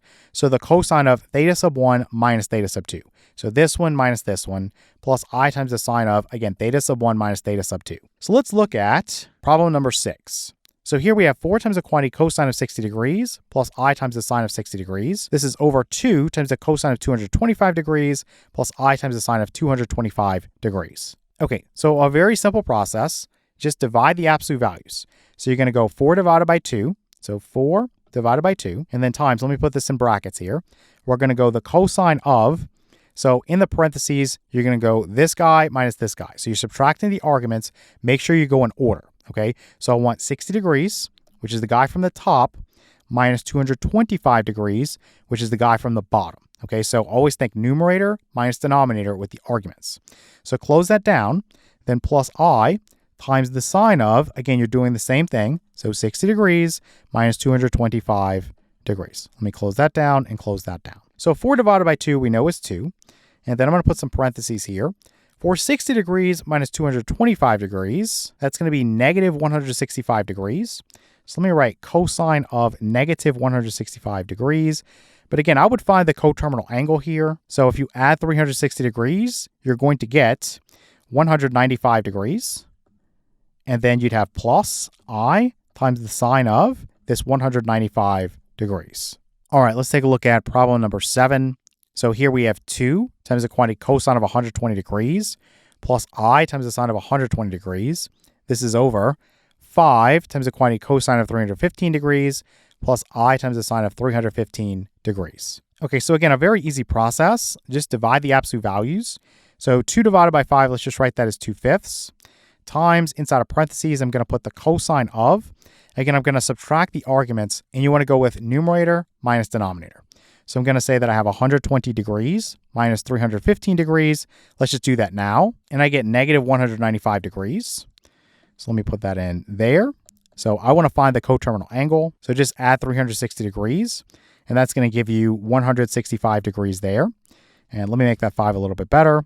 So this is plus I times the sine of. Again, if you subtract here, you're going to end up with that negative 195 degrees. And when you find the coterminal angle, it's going to be 165 degrees. All right, for the next few problems, we're again going to change up our instructions. So we want to simplify, write the answer in rectangular form. And for problem 8, we have 6 times our quantity cosine of 5 pi over 3 plus I times the sine of 5 pi over 3. Then this is over 3 times the quantity cosine of pi over 2 plus I times the sine of pi over 2. So again, we know how to divide this very quickly. We're going to divide the absolute values. So 6 divided by 3 is 2. And then times inside, you'd have the cosine of. You're going to subtract. So go numerator minus denominator. So I'm going to take this argument of 5 pi over 3, subtract away this argument that is pi over 2. So I need to get a common denominator here. So let's multiply this by 3 over 3. Let's multiply this by 2 over 2. So this would be 10 pi over 6. So this is 10 pi over 6. And this right here is 3 pi over 6. So 3 pi over 6. Now 10 pi minus 3 pi would be 7 pi. So this becomes 7 pi over 6. Let's write that here. So this is 7 pi over 6. then plus I times the sine of the same thing. So this is 7 pi over 6. That's just coming from the same subtraction that we just did. So let's close this down. Now, we are asked to write this in rectangular form, or again, standard form. So the a plus bi. So let's come down here. And let's first think about what is the cosine of 7 pi over 6. So you can always pull out your unit circle. But here, this is 210 degrees if you need that help. You essentially have a 30-degree reference angle and you're in quadrant 3. Okay, so you could also think about it again if you're trying to relate this to radians as a pi over 6 for the reference angle. So we know that cosine is negative in quadrant 3, and we know that the cosine of 30 degrees or the cosine of pi over 6 is square root of 3 over 2. Okay, then this guy right here, for the sine of 7 pi over 6, again, you have a 30-degree reference angle or pi over 6 if you want to think about it with radians. We know that sine is negative in quadrant 3, and so this is negative 1/2, right? Because the sine of pi over 6 or the sine of 30 degrees is a half. Okay, so let's just replace what we know. So we'll say that this is 2 times, for the cosine of 7 pi over 6, this is negative square root of 3 over 2. And then basically we know the sine of 7 pi over 6 is negative 1/2. Let's put minus 1/2 and then times I like this. And all I'm going to do now is just distribute the 2 to each guy inside. So this would be equal to, let's say that we have 2 times the negative of the square root of 3 over 2, and then minus 2 times 1/2 times I. So we know that this 2 would cancel with this 2, and this 2 would cancel with this 2. So this gives me the negative of the square root of 3, and then minus, you have 1 times I, let's just write I. So this is my answer in standard form, the a plus bi, or you can also call this rectangular form. So the negative of the square root of 3 minus the imaginary unit I. All right, let's take a look at problem number 9. So here we have 6 times the quantity cosine of 330 degrees plus I times sine of 330 degrees. This is over 3 times the quantity cosine of 90 degrees plus I times the sine of 90 degrees. So in order to divide these quickly, again, just divide the absolute values. So 6 divided by 3 is 2.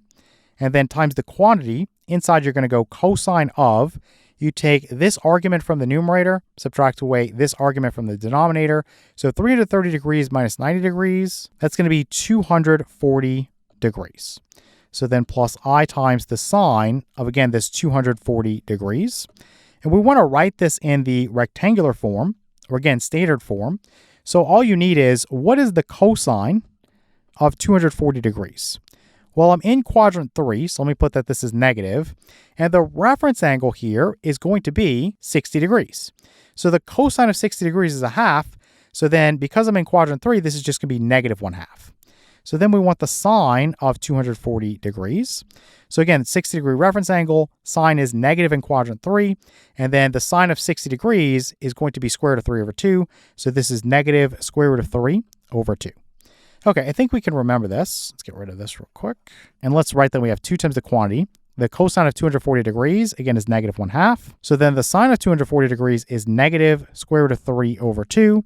And then times your I, the imaginary unit. So let's go ahead and distribute this 2 to each guy inside of the parentheses here. So you have 2 times negative 1/2. And then basically minus, let's go 2 times square root of 3 over 2. And then times I. So let's say that this is equal to, the 2's would cancel. We're going to have negative 1, and then the 2's would cancel here.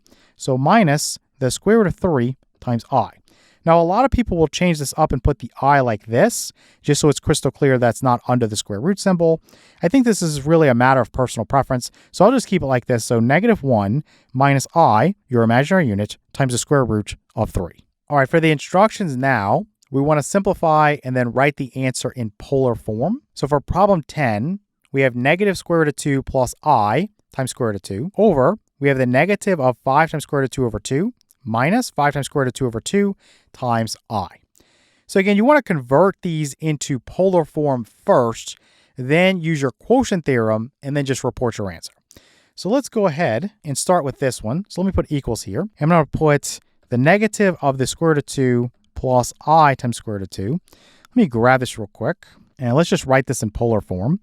So the first thing is you need your R value. So this is the square root of, you take this guy right here, the real part, so negative square root of 2, and square that. then plus take your imaginary part. So that's the square root of 2 and square that. Okay, so in each case, you're going to get 2, right? So you get 2 from this, and then you would get 2 from this, and 2 plus 2 would give you 4. So the square root of 4 is obviously going to be 2. So this right here would be 2 times the cosine of your theta plus I times the sine of your theta. So for the theta, again, you say tangent of theta is equal to, you go y over x or b over a. Just remember imaginary over real. So in this case, the imaginary part is the square root of 2 over, for the real part, it's the negative of the square root of 2. So this becomes a negative 1 here, right? You can cancel this with this and just put a 1 here. So the tangent of theta equals negative 1. So we should know at this point that if you plug that into the inverse tangent function, you are going to get negative 45 degrees. So in quadrant 4, rotating clockwise. But if I think about this, where am I?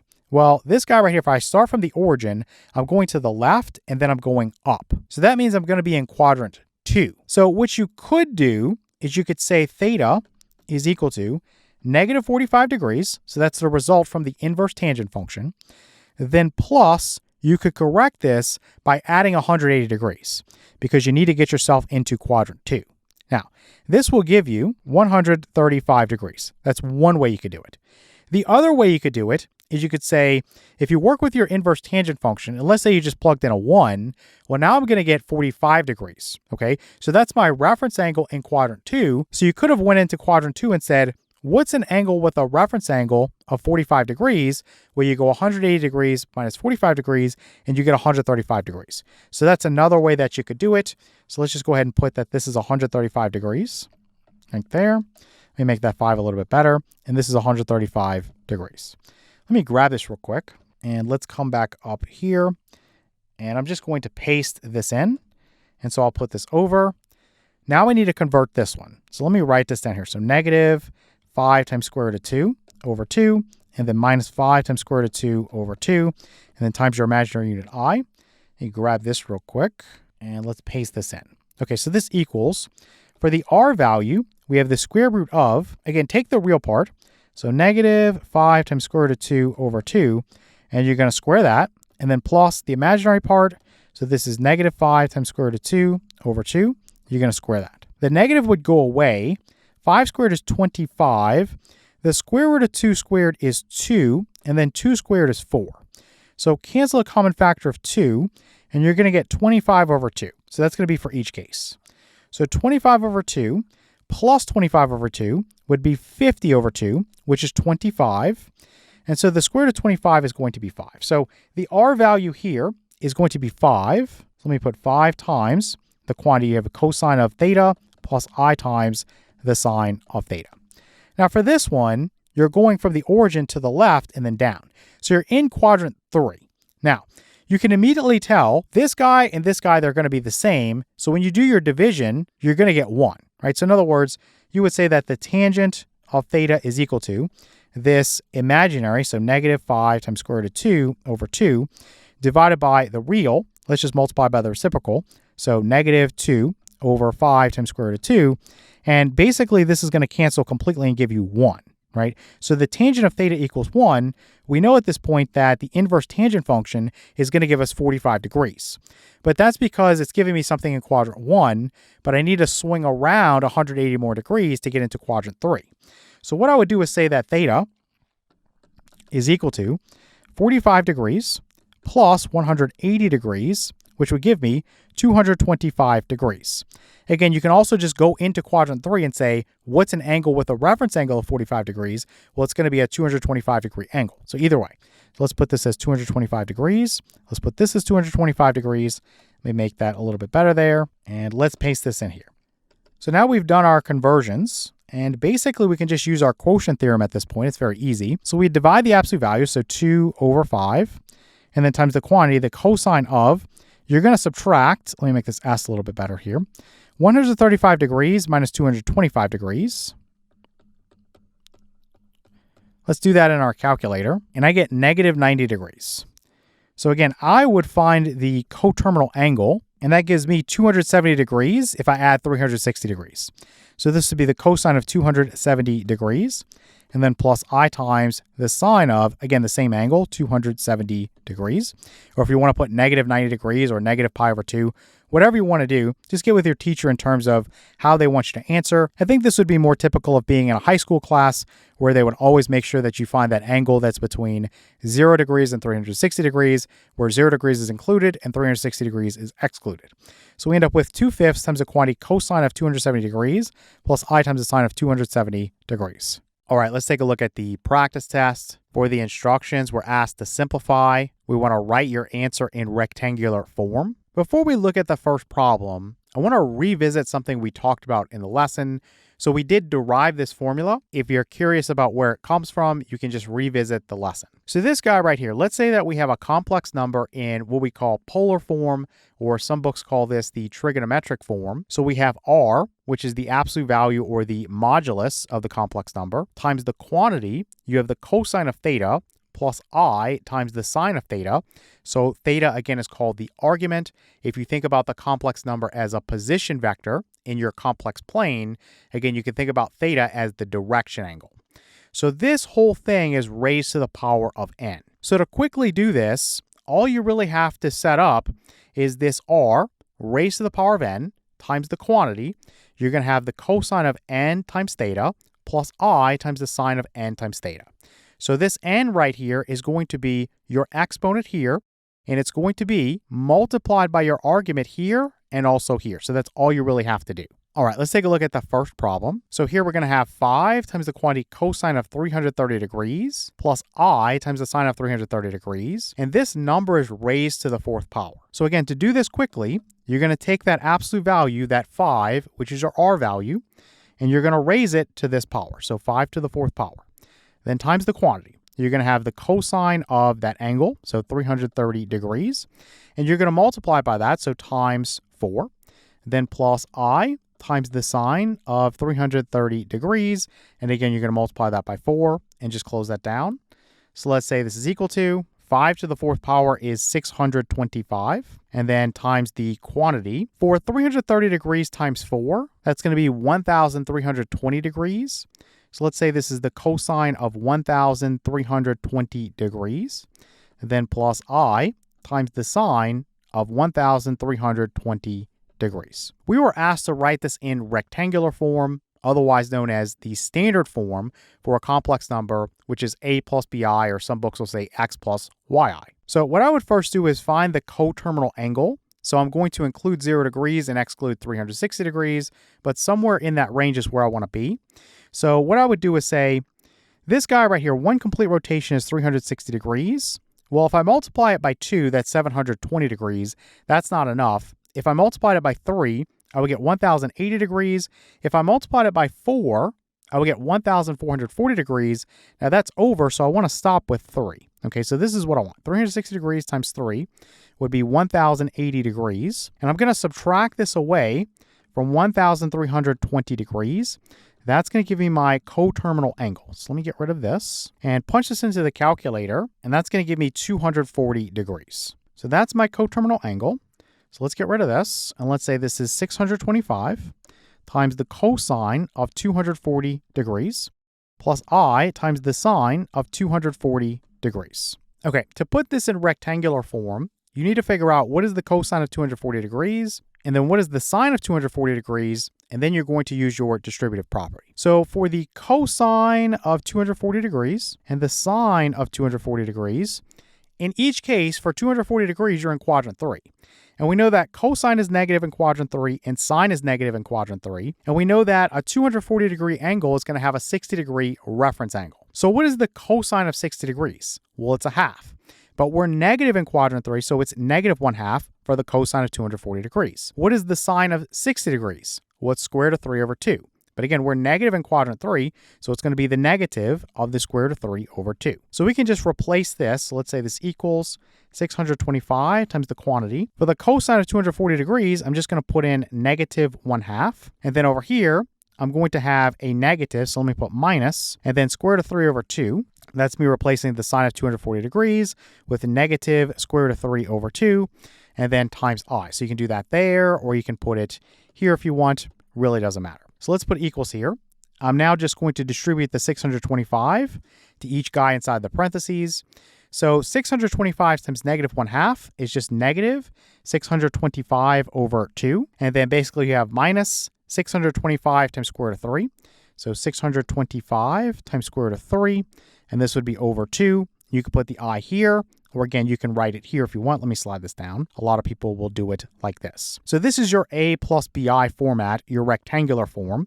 So you have negative 625 over 2 minus 625I times square root of 3 over 2. All right, for problem 2, now we have this 2 times the quantity cosine of 60 degrees plus I times the sine of 60 degrees, and this number is being squared. So again, to use the formula, you're going to square this absolute value or modulus here. So 2 is being squared, and then times the quantity, the cosine of, again, this angle here is being multiplied by this 2 right here.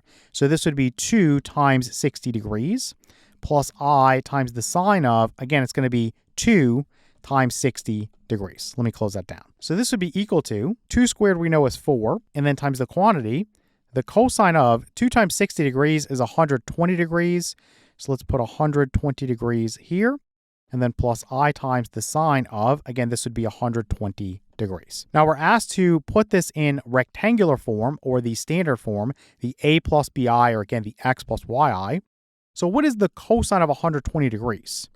So just like in the last problem, we have a reference angle of 60 degrees. Let me put sine of 120 degrees here as well.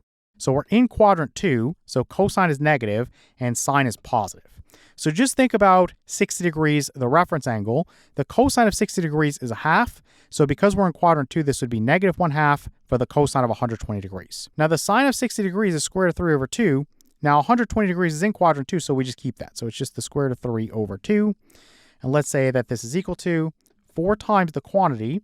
This for the cosine of 120 degrees, again, that's just negative 1/2. So this is negative 1/2. And then we're going to replace the sine of 120 degrees with square root of 3 over 2. So let's go plus square root of 3 over 2. So then times I, you can put it like that, or you can put it there. Again, whatever you want to do. So let's say this equals, I'm going to distribute this 4 to each guy here. So you'd have 4 times negative 1/2 plus 4 times square root of 3 over 2 times I. So for the final answer here, the 4 would cancel with the 2 and give me a 2. So this is going to be 2 times negative 1 or negative 2.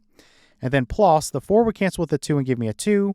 So this is going to be 2 times square root of 3 times I. Or again, you could just put the I here. So let's put the 2I times square root of 3 like that. So in my rectangular form or standard form, you get negative 2 plus 2I times square root of 3. Or again, you could say negative 2 plus 2 times square root of 3 and then times I. All right, for the next few problems, the instructions are going to change. We're asked to simplify, write your answer in polar form. So looking at problem 3, now we have our complex number given in rectangular form or the standard form, again, the A plus BI. So negative 5 times square root of 2 over 2 plus 5 times square root of 2 over 2 times the imaginary unit I. This number is cubed or raised to the 3rd power. So let's put that this equals, I'm going to first convert it over into the polar form. That way I can use my formula. So let's go ahead and say that this is going to be some R value times the quantity cosine of theta plus I times the sine of theta. And then this guy right here is going to be cubed. Okay, let's start out by finding the R value. Again, that's the absolute value of the complex number.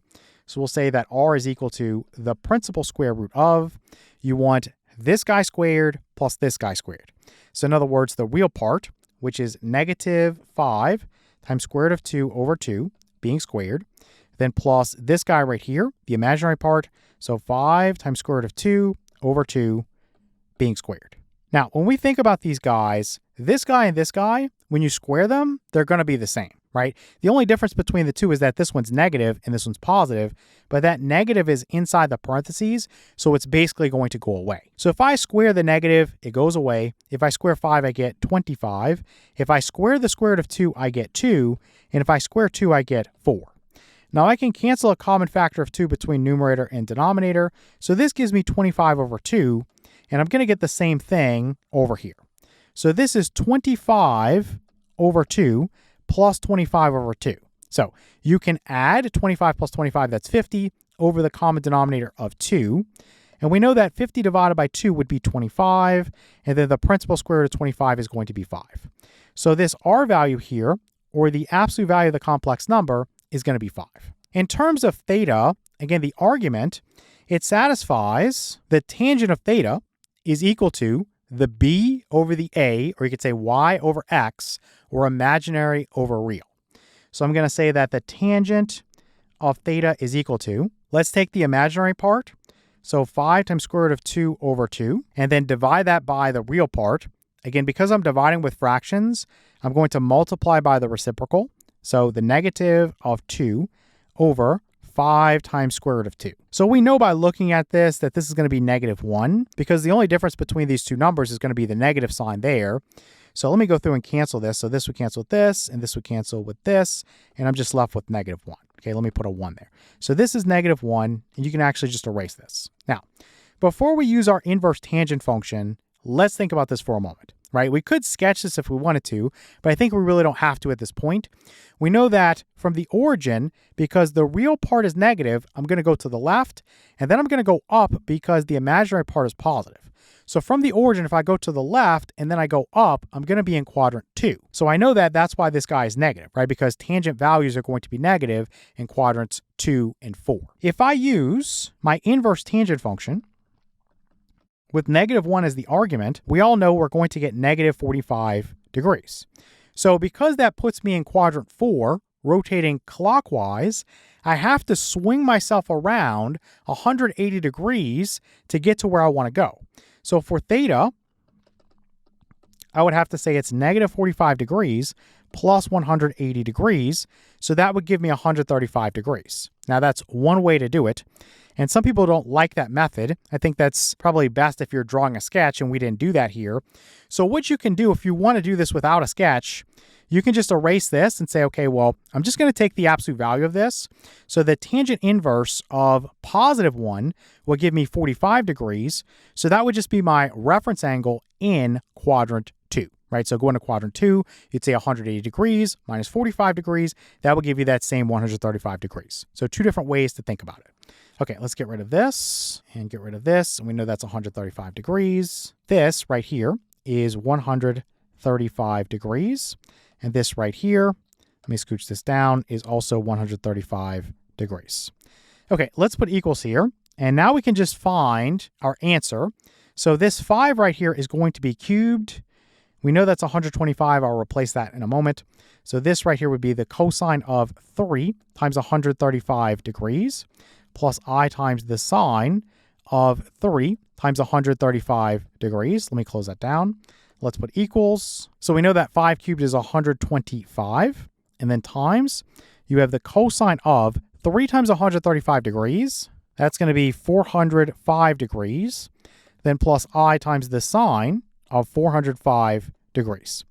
Now, I would not leave it like this, although a lot of teachers will allow it.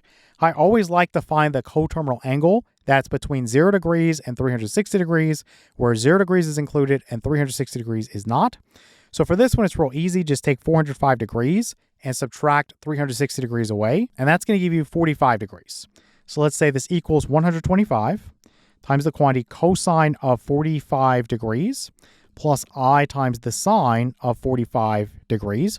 And if you want to work with radians, remember 45 degrees is pi over 4 radians. So you could also say this is 125 times the quantity of the cosine of pi over 4 plus I times the sine of pi over 4. All right, let's take a look at problem 4 now. So once again, we're given the complex number in the rectangular form, or again, you can call this standard form, the a plus bi, or the x plus yi. So we have the negative of 3 times square root of 2 over 2 minus 3 times square root of 2 over 2 times I, and then this number is raised to the 5th power. Okay, let me put equals here, and let's drop down a bit. We're looking for r times the quantity cosine of theta plus I times the sine of theta, and then this whole thing here is raised to the 5th power. Let me actually slide this down just a little bit for formatting, and let me come down here. So first the r value, again, that's the absolute value of the complex number. So this is the square root of, you take the real part. So this is negative 3 times square root of 2 over 2. And you're going to square that, and then plus the imaginary part here is exactly the same. So negative 3 times square root of 2 over 2, and that's going to be squared. All right, now before I do anything here, remember if you had something like, let's say a squared plus a squared again, this is 2a squared. Or again, if you saw x squared plus x squared, this is 2x squared, right? We know this rule. This is this guy squared plus the same thing squared. So it's just like I'm using this. So what I can do to shortcut this a little bit is get rid of that and just say it's 2 times this guy being squared. So squaring this guy, if I square the negative, it goes away. 3 squared is 9. Square root of 2 squared is 2. And then 2 squared is 4. So you can cancel a common factor of 2 between numerator and denominator. Let's get rid of this. And this is just times 9 over 2. And we know that the 2's would cancel. So basically, this is just going to be the square root of 9, which is going to be 3. Okay, so that's going to be my r value there.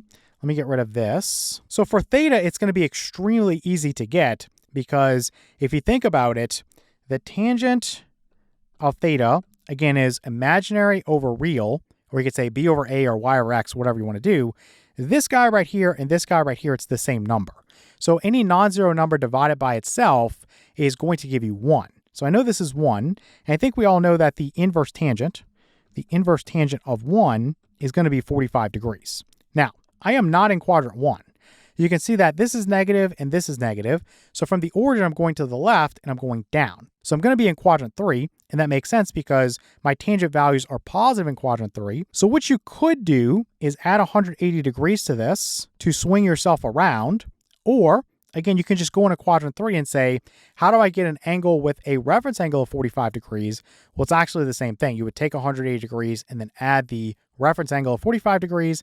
Either way, you're going to end up with 225 degrees. So let's get rid of this and just say that theta is 225 degrees. And let's put that right there. I'm actually going to slide this down so it fits. So this is 225 degrees. Okay, let's put equals here. And let's slide down. So now I have this 3 that's going to be raised to the 5th power. So let's put 3 to the 5th power. And most of you know that's 243, but we'll replace that in a moment. Then times the quantity, you're going to have the cosine of 225 degrees times 5. So let's put 5 times 225 degrees plus I times the sine of 5 times 225 degrees. Let me close that down. Let's put equals here. 3 to the 5th power, again, that's going to be 243. And then times the quantity, you have the cosine of 5 times 225 degrees. That's going to be 1,125 degrees.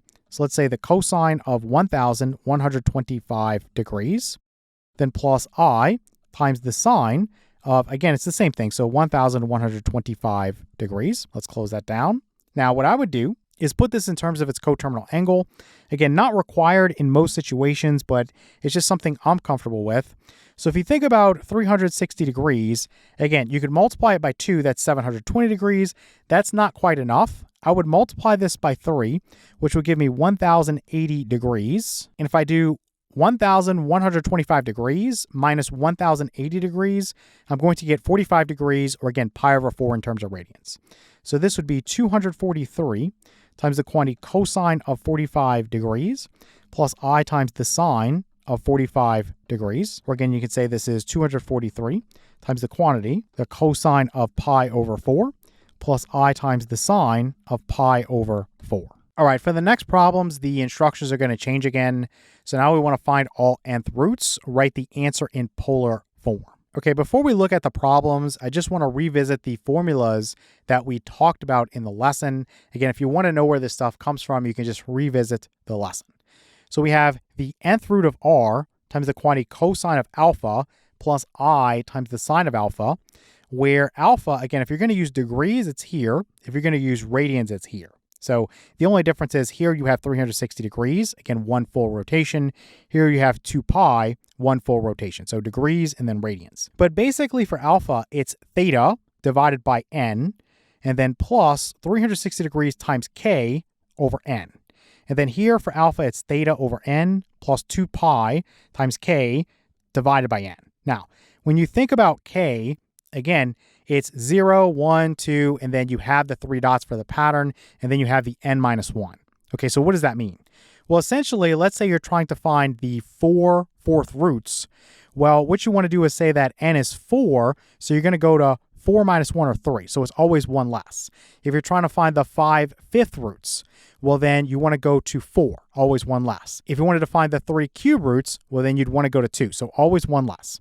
So let's come down here and look at problem number 5. So we want to find the 3 cube roots of this number. So what you first want to do is put this into polar form.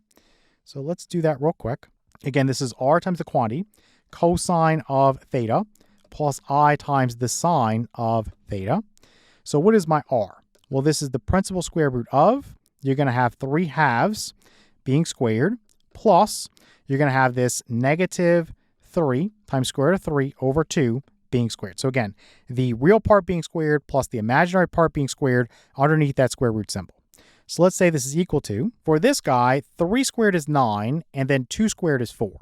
So let's say this is the square root of, this is 9 over 4, and then plus, the negative goes away, 3 squared is 9, square root of 3 squared is 3, and then 2 squared is 4. So this is 27 over 4 plus 9 over 4, which is 36 over 4. And we know that 36 divided by 4 is 9, and the principal square root of 9 is going to be 3. So the r value here is just going to be 3. So let's put that there. All right. For theta, let me come back up here so we can see. Again, the tangent of theta is equal to the imaginary, which is negative 3 times square root of 3 over 2, divided by the real. So let me multiply by the reciprocal of 3 halves. So that's going to be 2/3. So let's go ahead and cancel this with this and this with this. So that gives me the negative of the square root of 3. Okay, let me get rid of this and do this. So let me use my inverse tangent function. So tangent inverse with the negative of the square root of 3 as the argument. So that's going to give me negative 60 degrees. Now, what does this mean? Remember, for this guy right here, if you were to plot this complex number in the complex plane, the real part is positive and the imaginary part is negative. So from the origin, I'm going to the right and then I'm going down. I know I'm in quadrant 4, but I don't want this negative angle here. So to correct for that, again, I'm just going to add 360 degrees. So I would just say that theta is going to be equal to negative 60 degrees plus 360 degrees, which is 300 degrees. Now, the other way you could have done that, again, this is probably more popular. You just say you want the inverse tangent of the square root of 3. That's going to give you 60 degrees. I know I'm in quadrant 4, so what angle in quadrant 4 has a reference angle of 60 degrees? Well, it's going to be 360 degrees minus 60 degrees or 300 degrees. So either way you want to do it, you end up with 300 degrees for your argument theta. So let's put that in there. So 300 degrees and then 300 degrees. Okay, so now it's just a matter of using our formula, and we can come back real quick and revisit this. Again, here, n is going to be 3. So it's the cube root of whatever r is. In this case, r is 3. So coming back down, we'll say that for the roots, let me put a little border here and put my roots. We're going to have the cube root of 3, and then times the quantity, the cosine of, again, this alpha, plus I times the sine of this alpha. Now again, to get alpha, we want theta divided by n. Theta is 300 degrees in this case, and n is going to be 3. So 300 degrees divided by 3 would be 100 degrees. So let me put that alpha is going to be equal to 100 degrees. And then you're going to go plus, let me come back. You also have 360 degrees times k. Now k is going to be 0, 1, and 2, because again, we always go 1 less than whatever n is, and then divided by n. So we're going to start with 360 degrees times 0, which is 0. So forget about dividing by n. It's not going to matter. So let me go down here, and let me start with 100 degrees. So we're going to put 100 degrees there, and then we're going to go 100 degrees there. We're going to take k and then times the 360 degrees divided by your n, which is 3. So 360 degrees divided by 3 would be 120 degrees. So basically, we're just going to keep adding 120 degrees. So when we do 1 times 120 degrees is 120 degrees. And then when we do 2 times 120 degrees is 240 degrees. So let's go ahead and say that we're going to go the cube root of 3 times the quantity cosine of, I'm going to add 120 degrees. So that would give me 220 degrees plus I times the sine of 220 degrees. And then for the last one, we're going to have the cube root of 3 times the quantity cosine of, again, just add 120 degrees to this. That's going to be 340 degrees. So let's put that there, plus I times the sine of 340 degrees. So this would be the 3 cube roots for your complex number. All right, let's take a look at problem number 6. So here we have negative 3 plus 3i times square root of 3, and then n is given to us as 3. So we want to find the 3 cube roots for this number right here. And we will first find the polar form. So let's say that r is equal to the square root of the real part, so negative 3 squared, plus the imaginary part. This is 3 times square root of 3 being squared. So negative 3 squared is 9. And then 3 squared is 9. Square root of 3 being squared is 3. So this is 9 times 3 or 27, and then we know that 9 plus 27 is going to be 36. So the square root of 36 is 6, so the r value here is 6. So times the quantity, cosine of theta plus I times the sine of theta. So for this particular situation, the tangent of theta is equal to what? Again, imaginary over real. So let's go 3 times square root of 3 over negative 3. And we know that this 3 would cancel with this 3, and you can put this as a negative 1 down here. And let's say this is the negative of the square root of 3. Okay, let's think about this for a moment. This guy right here, the real part is negative, the imaginary part is positive. So from the origin, I'm going to the left, and then I'm going up. So that puts me in quadrant 2. So you could plug this in as an argument in the inverse tangent function, but you're going to get something in quadrant 4 rotating clockwise. So you're going to have to add 180 degrees to swing yourself around. Or I think a lot of people would prefer to just go inverse tangent of, I'm just going to make this positive, so square root of 3. This would be my reference angle in quadrant 2, right? So let's go into the calculator and key that in. I think maybe a lot of you know that that's going to be 60 degrees.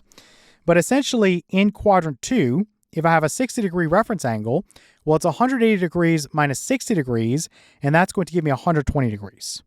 So my theta here is 120 degrees. So we want to find the roots here, the 3 cube roots. Let me put a border here like this. So what's our formula?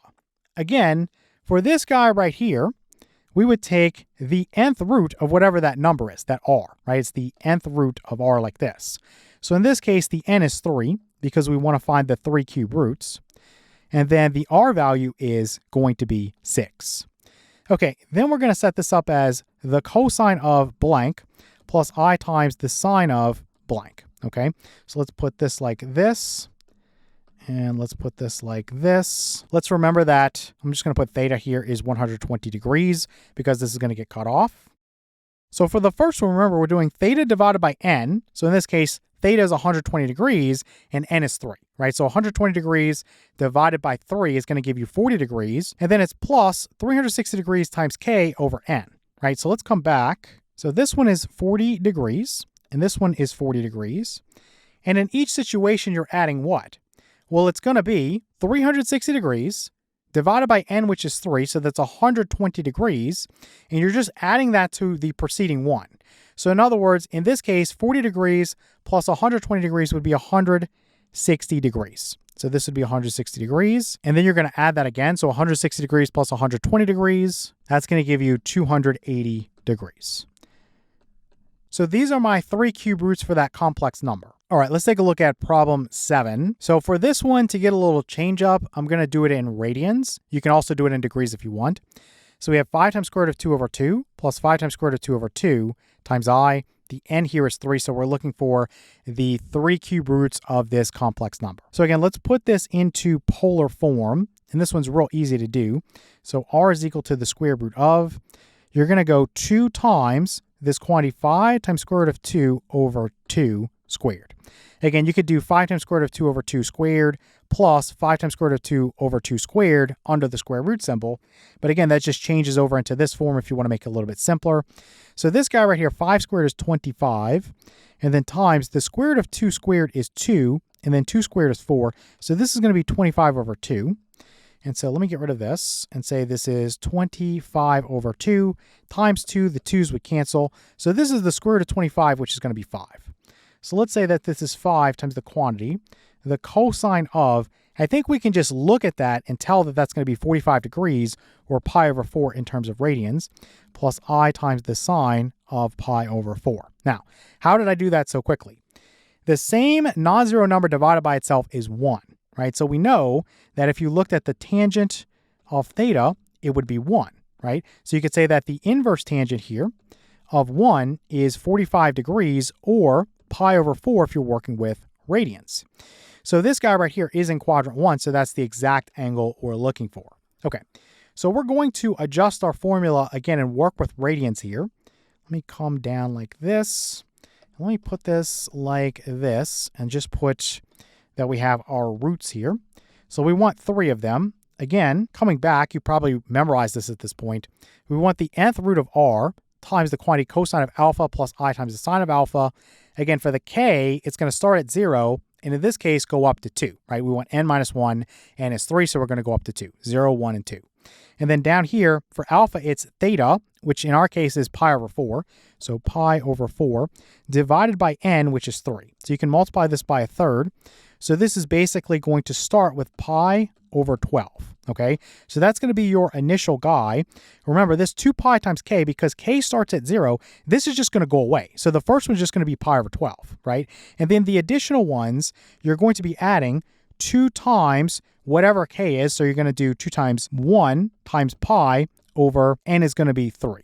So basically 2 pi over 3 is what you're going to add the first time. So 2 pi over 3. Let me actually do this now. So you're going to have pi over 12.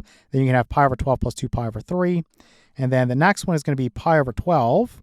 Plus you'd have 2 pi times 2 over 3. So 4 pi over 3. Let me come down here. So this would be the cube root of 5. This would be the cube root of 5. And this would be the cube root of 5. You come down here a little bit more. You paste that in off to the side here.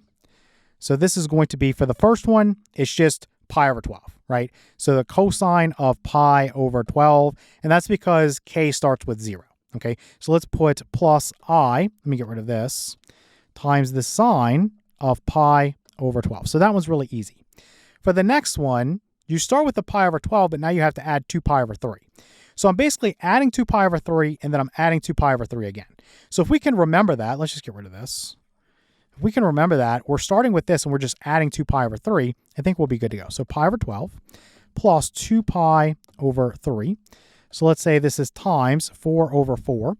I think this is why people don't like working with radians, because you have to work with fractions. So this becomes 8 pi over 12. And so this becomes 9 pi over 12. Okay, let me get rid of this. And let's say that this is going to be cosine of 9 pi over 12. And then plus I times the sine of 9 pi over 12. Now, you can reduce that because 9 and 12 each have a common factor of 3. 9 divided by 3 is 3, and 12 divided by 3 is 4. So 3 pi over 4. Let's go ahead and reduce that. Okay. Now for this one, again, I'm just going to add 2 pi over 3. So I'm going to take the 3 pi over 4 and add another 2 pi over 3. Again, if you wanted to do it from this one, you can go pi over 12 plus 4 pi over 3, but I think this is a little bit easier just to incrementally do it. So again, it's up to you. So for this one, I'm going to multiply by 4 over 4. And then for this one, I'm going to multiply by 3 over 3. So let's go ahead and say that this is going to be 9 pi over 12. So this is 9 pi over 12. And then plus, this would be 8 pi over 12. So 8 pi over 12. So this would be 17 pi over 12. So let me get rid of this and just say that this right here would be the cosine of 17 pi over 12 plus I times the sine of 17 pi over 12. So this would be your answer in radians. If you want to use degrees, of course, you could have done that. A lot of people find that easier because you don't have to work with fractions. But this would be your 3 cube roots for that complex number. All right, for problem 8, now we have negative 2 times square root of 3 plus 2i. And here we're given that n is 4. So first, again, let's put this in polar form. So r is equal to the square root of. You take this negative 2 times square root of 3. That's going to be squared. then plus you take this 2, that's going to be squared. So this equals to, let's say the square root of negative 2 squared is 4, and then times square root of 3 squared is 3, and then plus 2 squared is 4. So we know that 4 times 3 is 12, and 12 plus 4 is going to be 16, and the square root of 16 is going to give me 4. So let's go ahead and say that this right here is going to be 4 times the quantity cosine of theta plus I times the sine of theta. So for theta, we'll say that the tangent of theta is equal to, again, the imaginary, which is 2, over the real, which is negative 2 times square root of 3. So let's cancel this with this, and this is going to end up giving me, let me put a 1 up there, negative, let's go 1 over square root of 3. So this is times square root of 3 over square root of 3 to rationalize the denominator. So this equals, we'll say that this is the negative of the square root of 3 over 3. All right, let me get rid of all this. So I can, again, think about from the origin, I'm going to the left and I'm going up. So I'm going to be in quadrant 2.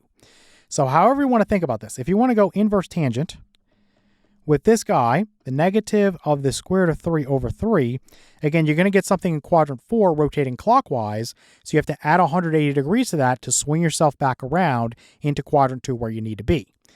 Alternatively, you can just say inverse tangent of this guy being positive, so square root of 3 over 3. Let me make this a little bit better here for the notation. And this guy right here would give you your reference angle that you're going to need to go into quadrant 2 and work with. So let's key this into the calculator. And if you do it this way, you get negative 30 degrees. If you do it this way, you get positive 30 degrees. So either way, with this one, you add 180 degrees, you get 150 degrees. With this one, you go into quadrant 2 and you say, what angle has a reference angle of 30 degrees? Well, you take 180 degrees, you subtract away 30 degrees, and you get 150 degrees. So let me get rid of this. We'll say theta is 150 degrees. But I think for this example, I wanted to work with radians. I believe that's how it's given in the practice test. So let's say that theta is equal to 150 degrees. Let's convert this over. I think a lot of you know this is 5 pi over 6, but just in case you don't, let's say this is pi over 180 degrees. So let's go ahead and say that immediately we can cancel the degree unit. You can cancel a common factor of 10. So 15, let's write that as 5 times 3. So this is 5 times 3. For 18, let's just write it as 6 times 3. We know we can break it down further, but we don't need to. So this is going to cancel. So let me write 5 pi over 6 here. And let me write that in here and then also in here. And if you want to work with degrees, you can. It's a little bit simpler because you don't have to deal with fractions, but I think some teachers will require you to work with radians. So it's good to get some examples in. Okay, so thinking about our little formula, maybe we can just write it here that we don't have to go back and forth. And I'll just put right here for my roots. So this would be for the roots. We want the 4 fourth roots. So again, you're going to have the 4th root of 4, and then you're going to have the 4th root of 4, and then you're going to have the 4th root of 4, and this is going to run off. So let me come down here. And then you're going to have the 4th root of 4 again. So let me set this up, and this up, and this up, and this up, and you have the cosine of blank. Let me put that in each case. Okay, so what's the first guy here? Again, if you think about your alpha, the first thing is you take your theta, which in this case, it's 5 pi over 6, and you want to divide that by whatever your n is. So n is 4 here, so let's just multiply by 1/4. So this is going to be 5 pi over 24. So 5 pi over 24. Let's put that in there. Now, when you work with these types of problems, the first one, because k starts out at 0, you've already found this. You don't need to add anything to it because you're adding 0, and adding 0 to something doesn't change anything. So that's the first guy. So plus I times the sine of 5 pi over 24. Okay, close that down. For the next guys, you do need to add something on. So in each case, you're going to start with, let me put a little border here. You're going to start with 5 pi over 24, and then you're going to add, you basically have the 2 pi times whatever k is divided by your n. Okay, so in this case, n is 4. So basically, you could say that this is 1/2. Let me just put times 1/2 over here, times your pi times k. So let me actually just write this as pi over 2, like this, and get rid of this. So it's pi over 2 times whatever k is. So in the first situation, k is going to be 1. Then it's going to be 2. then it's going to be 3. So what I can do is I can just keep adding pi over 2 to whatever the previous guy is. Or you can go through and key the formula in each time. It's really up to you. But it's just a matter of just adding pi over 2 each time. So let me start out by adding pi over 2. And I'm going to multiply this by 12 over 12 so I can have a common denominator. And so this would be 12 pi over 24. So 12 pi over 24. And so 5 plus 12 is 17. So this is 17 pi over 24. So that's going to be this angle right here. So let me get rid of this and say that this is the cosine of 17 pi over 24 plus I times the sine of 17 pi over 24. Okay. Again, we're just going to add pi over 2.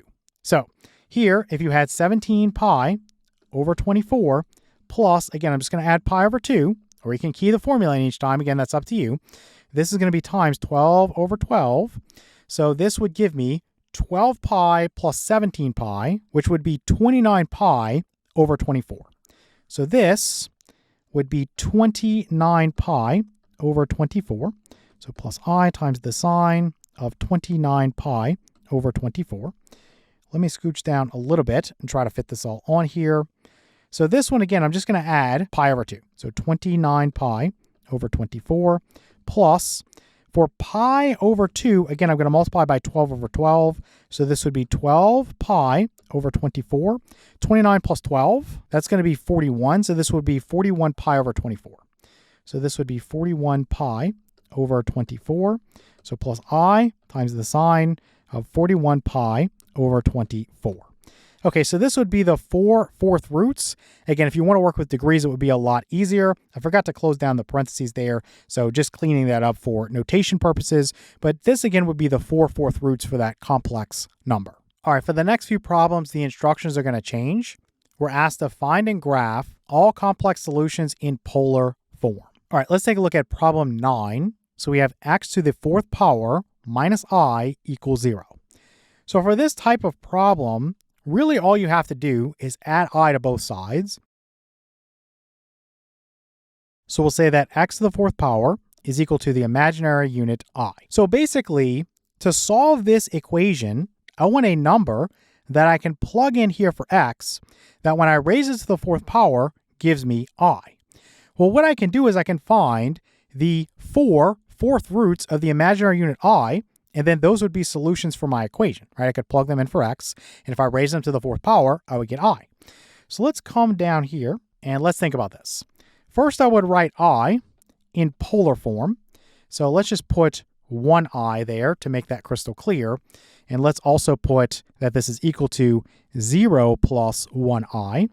And so in polar form, the R value is just going to be 1. So we would say that R is equal to the square root of 0 squared is 0, then plus 1 squared is 1. So the square root of 0 plus 1 is the square root of 1, which is 1. Okay, let's put 1, then times your quantity, the cosine of, what's my theta here? Well, for this one, again, if this is 0 and this is 1, just think about this on the coordinate plane. Let me just draw a sample coordinate plane here real quick. And it doesn't have to be perfect, but essentially, this guy is going to be right here. So starting at the origin, I'm just going to go like that. So what is my angle? Well, it's going to be 90 degrees or pi over 2 in terms of radians, right? So essentially, this guy right here, we can work with degrees. Let's just say this is 90 degrees, then plus I times the sine of 90 degrees.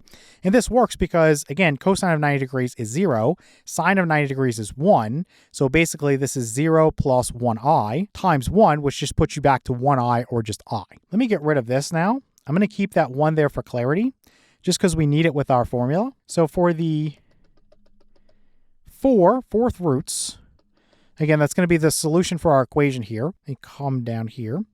And we'll just say that we want, again, the formula is the nth root of whatever R is. So it's the 4th root of 1. Well, we know the 4th root of 1 is 1. So we'll just say that this is going to be 1 in each case. So 1 and 1 and 1 and 1. And let me put x equals and x equals and x equals and x equals here, just for clarity. Let me actually make that a little bit better there for formatting. So 1, 1, 1, and 1. And you can drop these in a little while, but I'm just going to put the 1 out there for now. So let me put times the quantity here. So you want the cosine, the cosine, the cosine, and the cosine. So again, the formula, if you're working with degrees, you're going to take your 90 degrees, your theta, and divide it by your n. So what is 90 degrees divided by n is 4 here? Well, that's going to be 22.5. So this is 22.5 degrees plus I times the sine of 22.5 degrees. Remember, for the first one, you don't need to add anything to this because you always start with k being 0, okay? 0 times anything is 0, and if you add 0 to something, it remains unchanged. For the next one, again, if you think about this, you would have, let me put a little border here, 22.5 degrees, then plus, here's where you start with that 360 degrees times k divided by n. Okay, so n is 4. And you can divide this now. So 360 degrees divided by 4, that's going to be 90 degrees. So this is 90 degrees here. And you're basically just multiplying this by k. So all you're doing in each case is just adding 90 degrees to the previous angle measure. Okay, so you don't need to write this out each time. So this guy would start with 1. So let me take 225 degrees, the previous guy here, and add 90 degrees. So that's going to give me 112.5 degrees. So this is 112.5 degrees. So plus I times the sine of 112.5 degrees. And then again, just add 90 degrees again. So that would give me 202.5 degrees. So let me write that in there. And that 5 could be better. Maybe I can make that whole thing better. So 202.5 degrees like that. And then add 90 degrees again. That's going to give me 292.5 degrees. Let's put that in there like that. Okay, now you can get rid of the 1 times. It doesn't make a difference here, so you can just drop the parentheses altogether. So here are the solutions for x. Now, you can convert this over into rectangular form, and that's what you're going to get if you plug this into like an online calculator or something like that. If you said x to the 4th power is equal to I, or x to the 4th power minus I equals 0, you would get the solutions in rectangular form. So you can go ahead and do that on your own if you want, and you'll see that they work. Now, in terms of graphing these guys, we know that we would just set up a little unit circle because the magnitude of each complex number, if you sketch it as a vector, it's going to be 1, right? The r value is 1 in each case. So the tip of each vector here touches that unit circle. Okay, so you see that. And then basically the angles are spaced 90 degrees apart. So the first one here is 22.5 degrees, okay? Then you go 90 degrees to get to the next solution, 112.5 degrees. You go 90 degrees to get to the next solution, 202.5 degrees. And then you go 90 degrees to get to the next solution here, which is 292.5 degrees. And as you keep going around, now you're just repeating your solutions. So this would be the first guy we found. So the cis is the abbreviation, 22.5 degrees. And then the cis, 112.5 degrees. And then the cis, 202.5 degrees. And then lastly, the cis, 292.5 degrees. Okay, let's take a look at problem 10. So here we have x cubed minus, you have this quantity 4 plus 4i times square root of 3, and this equals 0. So to solve this equation, I'm just going to say that x cubed is equal to, I'm going to add this quantity to both sides, okay? So I'm going to just say that this is going to be 4 plus 4i times square root of 3. If you want to do this the long way, you would distribute the negative to each guy here, and then when you add it to each side, you're going to get right back to this. So that's up to you if this is a little confusing for you. But again, all I'm trying to do here is figure out what can I plug in for x and cube it and get this number here. Well, again, all I have to do is find the 3 cube roots for this number, and I'll find my solutions for x. So let's come down here, and let's begin by finding this guy in polar form. So your r value is equal to the square root of, you have 4 squared, which is 16, plus you have your 4 times square root of 3 being squared.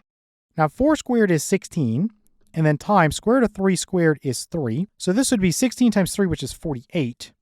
And if you do 16 plus 48, that's going to give you 64, and the square root of 64 is 8. So the r value here is going to be 8. Okay, so then times the quantity, the cosine of theta, plus I times the sine of theta. So let's think about this. We know that the tangent of theta is equal to the imaginary, which is 4 times square root of 3, over the real, which is 4. So that's going to end up giving me, the 4's would cancel, just the square root of 3. So this is the square root of 3. Now this is going to be in quadrant 1, because this is positive and this is positive. So really I can just say that theta is equal to the inverse tangent of the square root of 3. So we know that's going to be 60 degrees. So let me put that in there and put that in there. Okay. So here's where we go through again and just use our formula. Let me slide down here and just say that x is equal to, and we're going to have 3 of these. So then x is equal to, and then x is equal to. You want the cube root of 8, right? So it's the nth root of r. So n is 3, r is 8. Now the cube root of 8 is actually going to be 2. So let's put a 2 here, a 2 here, and a 2 here. Let's set up the parentheses in each case. So for the first guy, again, when you say the cosine of alpha, right? Let me put cosine here and cosine here. This alpha in the first case just comes because k starts off as being 0. You just take 60 degrees, whatever theta is, and you divide it by n. In this case, that's 3. So 60 degrees divided by 3 would be 20 degrees. So this first one's real easy to get. It's just going to be 20 degrees. So plus I times the sine of 20 degrees. All right, so here's where everybody gets lost. For the next one, again, let me put a little border here. You start off with the 20 degrees, and then you add, you're going to go 360 degrees times whatever k is over your n. So 360 degrees divided by 3, that's your n, that's going to give you 120 degrees. So essentially, all I have to do is add 120 degrees to each previous solution, okay? Or you can just key in the number each time. It's really up to you. So in the first case, it's going to be times 1, so it's just 120 degrees. So it's the previous guy, 20 degrees plus 120 degrees. That's going to give you 140 degrees. So this is 140 degrees plus I times the sine of 140 degrees. So again, all I have to do now, I don't have to go through the whole formula again. You can if you want to, but you're just adding 120 degrees. So 140 degrees plus 120 degrees, that's going to be 260 degrees. Plus I times the sine of 260 degrees. All right, so these are my solutions for x. Again, in each case, I could cube this number, and I would get back to this 4 plus 4i times square root of 3. Now, if we want to graph this guy, again, the magnitude of each vector, or the absolute value of the complex number, is going to be 2. So you're going to sketch a little circle. Let's look at that here. And basically, the radius is going to be 2, right? So the center is at the origin, the radius is 2. So each vector is going to touch that circle at the tip. And then you can basically say, okay, well, this vector right here, it's going to be a direction angle of 20 degrees, and then they're all spaced from there 120 degrees apart. So you go another 120 degrees, you get to this angle, which is 140 degrees. You go another 120 degrees, you get to this angle, which is 260 degrees. So this is how you could sketch your solutions.